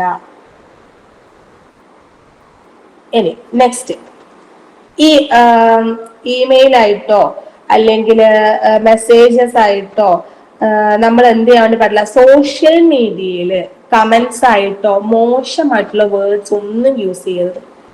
അതൊക്കെ ഏതിൽ വരുന്നതാണ്? സൈബർ ക്രൈമിൽ വരുന്നത്. ഇമെയിൽ ആയിട്ടോ മെസ്സേജസ് ആയിട്ടോ അല്ലെങ്കിൽ സോഷ്യൽ മീഡിയയിൽ കമന്റ്സ് ആയിട്ടോ ഒന്നും നമ്മൾ എന്ത് ചെയ്യാൻ വേണ്ടി പാടില്ല, ബാഡ് വേർഡ്സ് ഒന്നും യൂസ് ചെയ്യാൻ വേണ്ടി പാടില്ല. ഓക്കെ. ഇനി അതേപോലെ തന്നെ നിങ്ങളുടെ സ്വന്തം കമ്പ്യൂട്ടറിലല്ല നിങ്ങൾ ഇപ്പൊ യൂസ് ചെയ്യുന്നതെന്ന് വിചാരിക്കുക. നിങ്ങളുടെ ഓൺ കമ്പ്യൂട്ടറിലല്ല നമ്മൾ എന്ത് ചെയ്യുന്നത്, എന്തെങ്കിലും ഒരു ആപ്ലിക്കേഷൻ അയക്കാൻ എടുക്കുന്നത്, വേറെ ആളുടെ കമ്പ്യൂട്ടറിലാണെന്ന് വിചാരിക്കുക. അപ്പം ആ ഒരു അക്കൗണ്ടില് കയറുന്നതിന് മുന്നേ നമ്മൾ എന്ത് ചെയ്യുന്നു, ലോഗിൻ ചെയ്ത് കയറുമല്ലോ. അപ്പം ലോഗിൻ ചെയ്യുന്നതിന് മുന്നേ റിമെമ്പർ മീ എന്ന് പറഞ്ഞിട്ടൊരു സാധനം ഉണ്ടാവും, പാസ്വേഡ് റിമെമ്പർ മീ എന്ന് പറഞ്ഞിട്ട്. ആ സാധനം എന്ത് ചെയ്യണം, അതിൽ ചെക്ക് മാർക്ക് ആയിരിക്കും ഡിഫോൾട്ട് ആയിട്ട് വരാം. അത് റിമൂവ് ചെയ്തിട്ട് വേണം യൂസ് ചെയ്യാൻ വേണ്ടിയിട്ട്. അതല്ലെങ്കിൽ നമ്മൾ ഈ കൊടുത്ത പാസ്വേഡ് ഓൾറെഡി അതിൽ സേവ് ചെയ്ത് വെച്ചിട്ടുണ്ടാവും. ആ പാസ്വേഡ് യൂസ് ചെയ്തിട്ട് നമ്മളുടെ കാര്യങ്ങൾ ആർക്കെടുക്കാൻ വേണ്ടി പറ്റും, മറ്റുള്ളവർക്ക് ആക്സസ് ചെയ്യാൻ വേണ്ടി പറ്റും. ഓക്കെ. ഇത്രയും കാര്യങ്ങളാണ് സൈബർ എത്തിക്സിൽ വരിക. ഇത് ഉറപ്പായിട്ട് ചോദിക്കും. ഇനി സൈബർ ലോ. സൈബർ ലോ എന്ന് വെച്ചാല് നമ്മൾ ലീഗലി നമ്മളുടെ കമ്പ്യൂട്ടറിൽ നടക്കുന്ന ഒരുപാട് ഇല്ലീഗൽ ആക്ടിവിറ്റീസ് ഉണ്ടാവും. ആ ഇല്ലീഗൽ ആക്ടിവിറ്റീസിനൊക്കെ IPC ഇന്ത്യൻ പെനൽ കോഡ് ഓരോ വകുപ്പ് പ്രകാരം ശരിക്കും ശിക്ഷാർഹമാണ്. അതായത് 2000-ൽ IT ആക്ട് നമ്മള് ഭേദഗതി ബില്ല് വന്നത് 2008-ലാണ്. അപ്പൊ ഇവിടെ മൊത്തത്തിൽ നടക്കുന്ന സൈബർ ക്രൈമിനെ നമ്മൾ എന്ത് ചെയ്യാൻ വേണ്ടിയിട്ടാണ്, സൈബർ ക്രൈമിനെ നമ്മള് ആ ഒരു സൈബർ ക്രൈമിനൊക്കെ നമ്മൾ കണ്ടുപിടിക്കാൻ വേണ്ടിയാണ് നമ്മൾ എന്ത് കൊണ്ടുവന്നിട്ടുള്ളത്, ഇങ്ങനെ ഒരു IT ആക്ട് കൊണ്ടുവന്നിട്ടുള്ളത്. അങ്ങനെ കൊണ്ടുവന്നാൽ അതിലുള്ള പ്രശ്നങ്ങൾ നമ്മൾ എന്ത് ചെയ്യാൻ വേണ്ടി പറ്റും, സോൾവ് ചെയ്യാൻ വേണ്ടി പറ്റും. സൈബർ ക്രൈം ആണെങ്കിൽ അത് ക്രൈം ആയിട്ട് തന്നെ നിൽക്കും. ഓക്കെ. ആ സൈബർ ക്രൈമിൽ ഒരുപാട് കാര്യങ്ങൾ വരാൻ വേണ്ടി പറ്റും. ടെസ്റ്റ്, അതേപോലെ തന്നെ നമ്മളൊരു ഡ്യൂപ്ലിക്കേറ്റ് ആയിട്ടുള്ള എന്തെങ്കിലും ഡോക്യുമെന്റ്സ് ഉണ്ടാക്കുകയാണെങ്കിൽ, അല്ലെങ്കിൽ ഹറാസ്മെന്റ്, ഇല്ലീഗലി ഡൗൺലോഡ് ചെയ്യുന്നത്, അതേപോലെ ഇല്ലീഗൽ ആക്ടിവിറ്റീസ് ചെയ്യുന്നത്, വിത്തൗട്ട് പെർമിഷൻ ഒരു തേർഡ് പാർട്ടിന്റെ പേഴ്സണൽ ഇൻഫോർമേഷൻസ് ആക്സസ് ചെയ്യുന്നത്, ക്രെഡിറ്റ് കാർഡ് ഇൻഫോർമേഷൻസ് ആക്സസ് ചെയ്യുന്നത്, ക്രെഡിറ്റ് കാർഡ് ഫ്രോഡ്, അതുപോലുള്ള കാര്യങ്ങളൊക്കെ ഏതിൽ വരുന്നതാണ്, സൈബർ ലോസിൽ വരുന്നതാണ്. ഓക്കെ. അപ്പം ഈ സൈബർ ലോസിനൊക്കെ കറസ്പോണ്ടിങ് ആയിട്ടുള്ള ഇംപ്രിസൺമെന്റും ഫൈനും നമ്മൾ കൊടുത്തിട്ടുണ്ട് ഓരോന്നിനും. ഓക്കെ. ഇപ്പം ഐഡന്റിറ്റി തെഫ്റ്റിനാണെങ്കിൽ അതൊരു ഇംപ്രിസൺമെന്റും ഫൈനും വരുന്നുണ്ട്.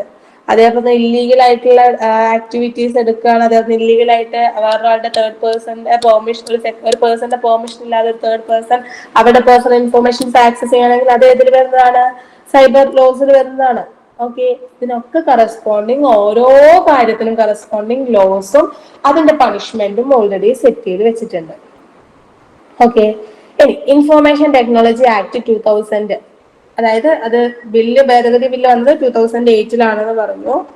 അപ്പം അതില് കമ്പ്യൂട്ടേഴ്സ്, സെർവേഴ്സ്, അതേപോലെ തന്നെ കമ്പ്യൂട്ടർ നെറ്റ്വർക്ക്, ഇലക്ട്രോണിക് ഡിവൈസസ്, ഇതിലൂടെയൊക്കെയുള്ള ഡാറ്റയും അതേപോലെ ഇൻഫോർമേഷൻസിനെ ഒക്കെ ഒന്ന് കൺട്രോൾ ചെയ്യാൻ വേണ്ടിയിട്ടാണ് നമ്മൾ എന്ത് കൊണ്ടുവന്നിട്ടുള്ളത്, IT ആക്ട് 2000 കൊണ്ടുവന്നിട്ടുള്ളത്.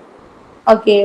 അപ്പം ഈ ഡിജിറ്റൽ സൈബർ ക്രൈം, അതേപോലെ തന്നെ അങ്ങനെയുള്ള കാര്യങ്ങളിലൊക്കെ എന്തെങ്കിലും മാറ്റം വരികയാണെങ്കിൽ, അതിൽ ഇലക്ട്രോണിക് ഡിവൈസ് ത്രൂ കമ്മ്യൂണിക്കേറ്റ് ചെയ്യുമ്പോൾ എന്തെങ്കിലും ഇഷ്യൂസ് വരികയാണെങ്കിൽ അതൊക്കെ നമുക്ക് എന്ത് ചെയ്യാൻ വേണ്ടി പറ്റും, IT ആക്ട് 2000 പ്രകാരം നമുക്ക് കേസ് രജിസ്റ്റർ ചെയ്യാൻ വേണ്ടി പറ്റും. ഓക്കെ. അപ്പോ നമ്മളിപ്പം നോർമലി ഇപ്പം പേപ്പർ യൂസ് ചെയ്തിട്ട് കമ്മ്യൂണിക്കേറ്റ് ചെയ്യാന്നുള്ളത് പോസിബിൾ അല്ലാത്തതുകൊണ്ടാണ് നമ്മൾ എന്ത് സൈബർ സ്പേസ് ത്രൂ എല്ലാ കാര്യങ്ങളോട്ടും കമ്മ്യൂണിക്കേറ്റ് ചെയ്യുന്നത്. പക്ഷെ അങ്ങനെ കമ്മ്യൂണിക്കേറ്റ് ചെയ്യുമ്പോൾ ഓരോന്നിനും ഓരോ കാര്യങ്ങൾ നമ്മൾ കറക്റ്റ് ആയിട്ട് ശ്രദ്ധിക്കേണ്ടതുണ്ട്.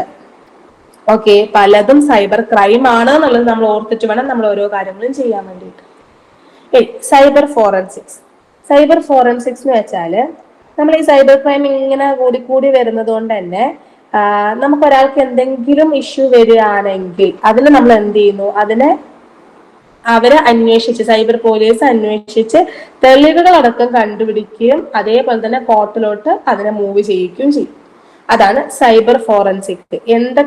ഏതൊക്കെ സിസ്റ്റം ത്രൂ ആണോ, ഏത് നെറ്റ്വർക്ക് ത്രൂ ആണോ, ഏത് ഡിവൈസ് ത്രൂ ആണോ ഈ ഒരു സാധനം സൈബർ ക്രൈം ചെയ്തിട്ടുള്ളത്, അത് കറക്റ്റ് ആയിട്ട് കണ്ടുപിടിച്ചിട്ട് നമ്മൾ എന്ത് ചെയ്യും, അതിനെ കറക്റ്റ് ആയിട്ടുള്ള പണിഷ്മെന്റ് കൊടുക്കുന്നതാണ് സൈബർ ഫോറൻസിക്സ് എന്ന് പറയുന്നത്.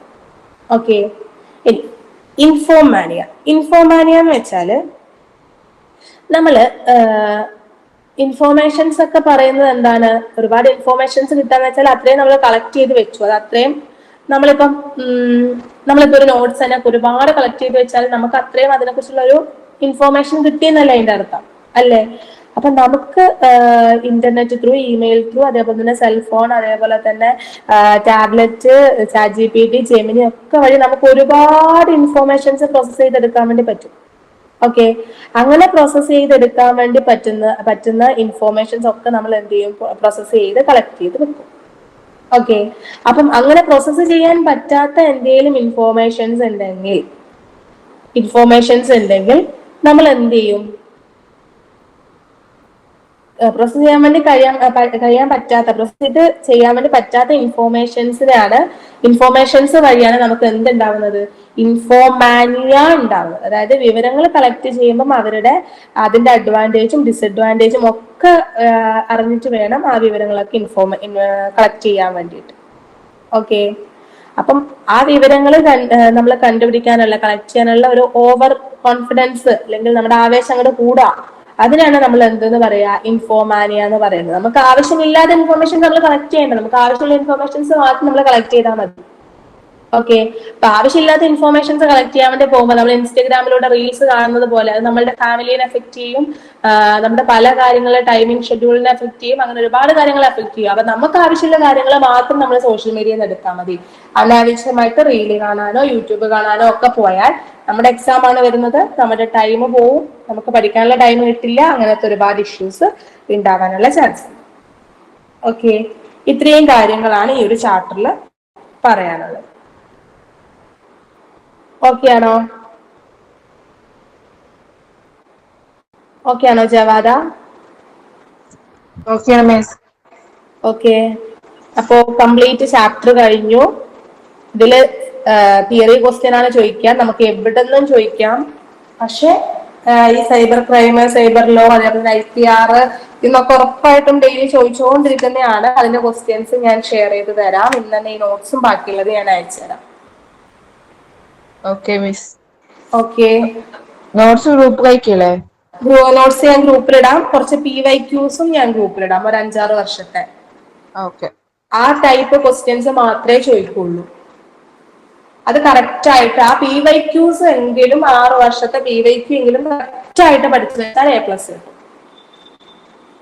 Okay miss. ഓക്കെ അല്ലേടാ, കുഴപ്പമൊന്നുമില്ലല്ലോ? ഇല്ല. ഓക്കെ, അപ്പം all the best for your exam. നന്നായി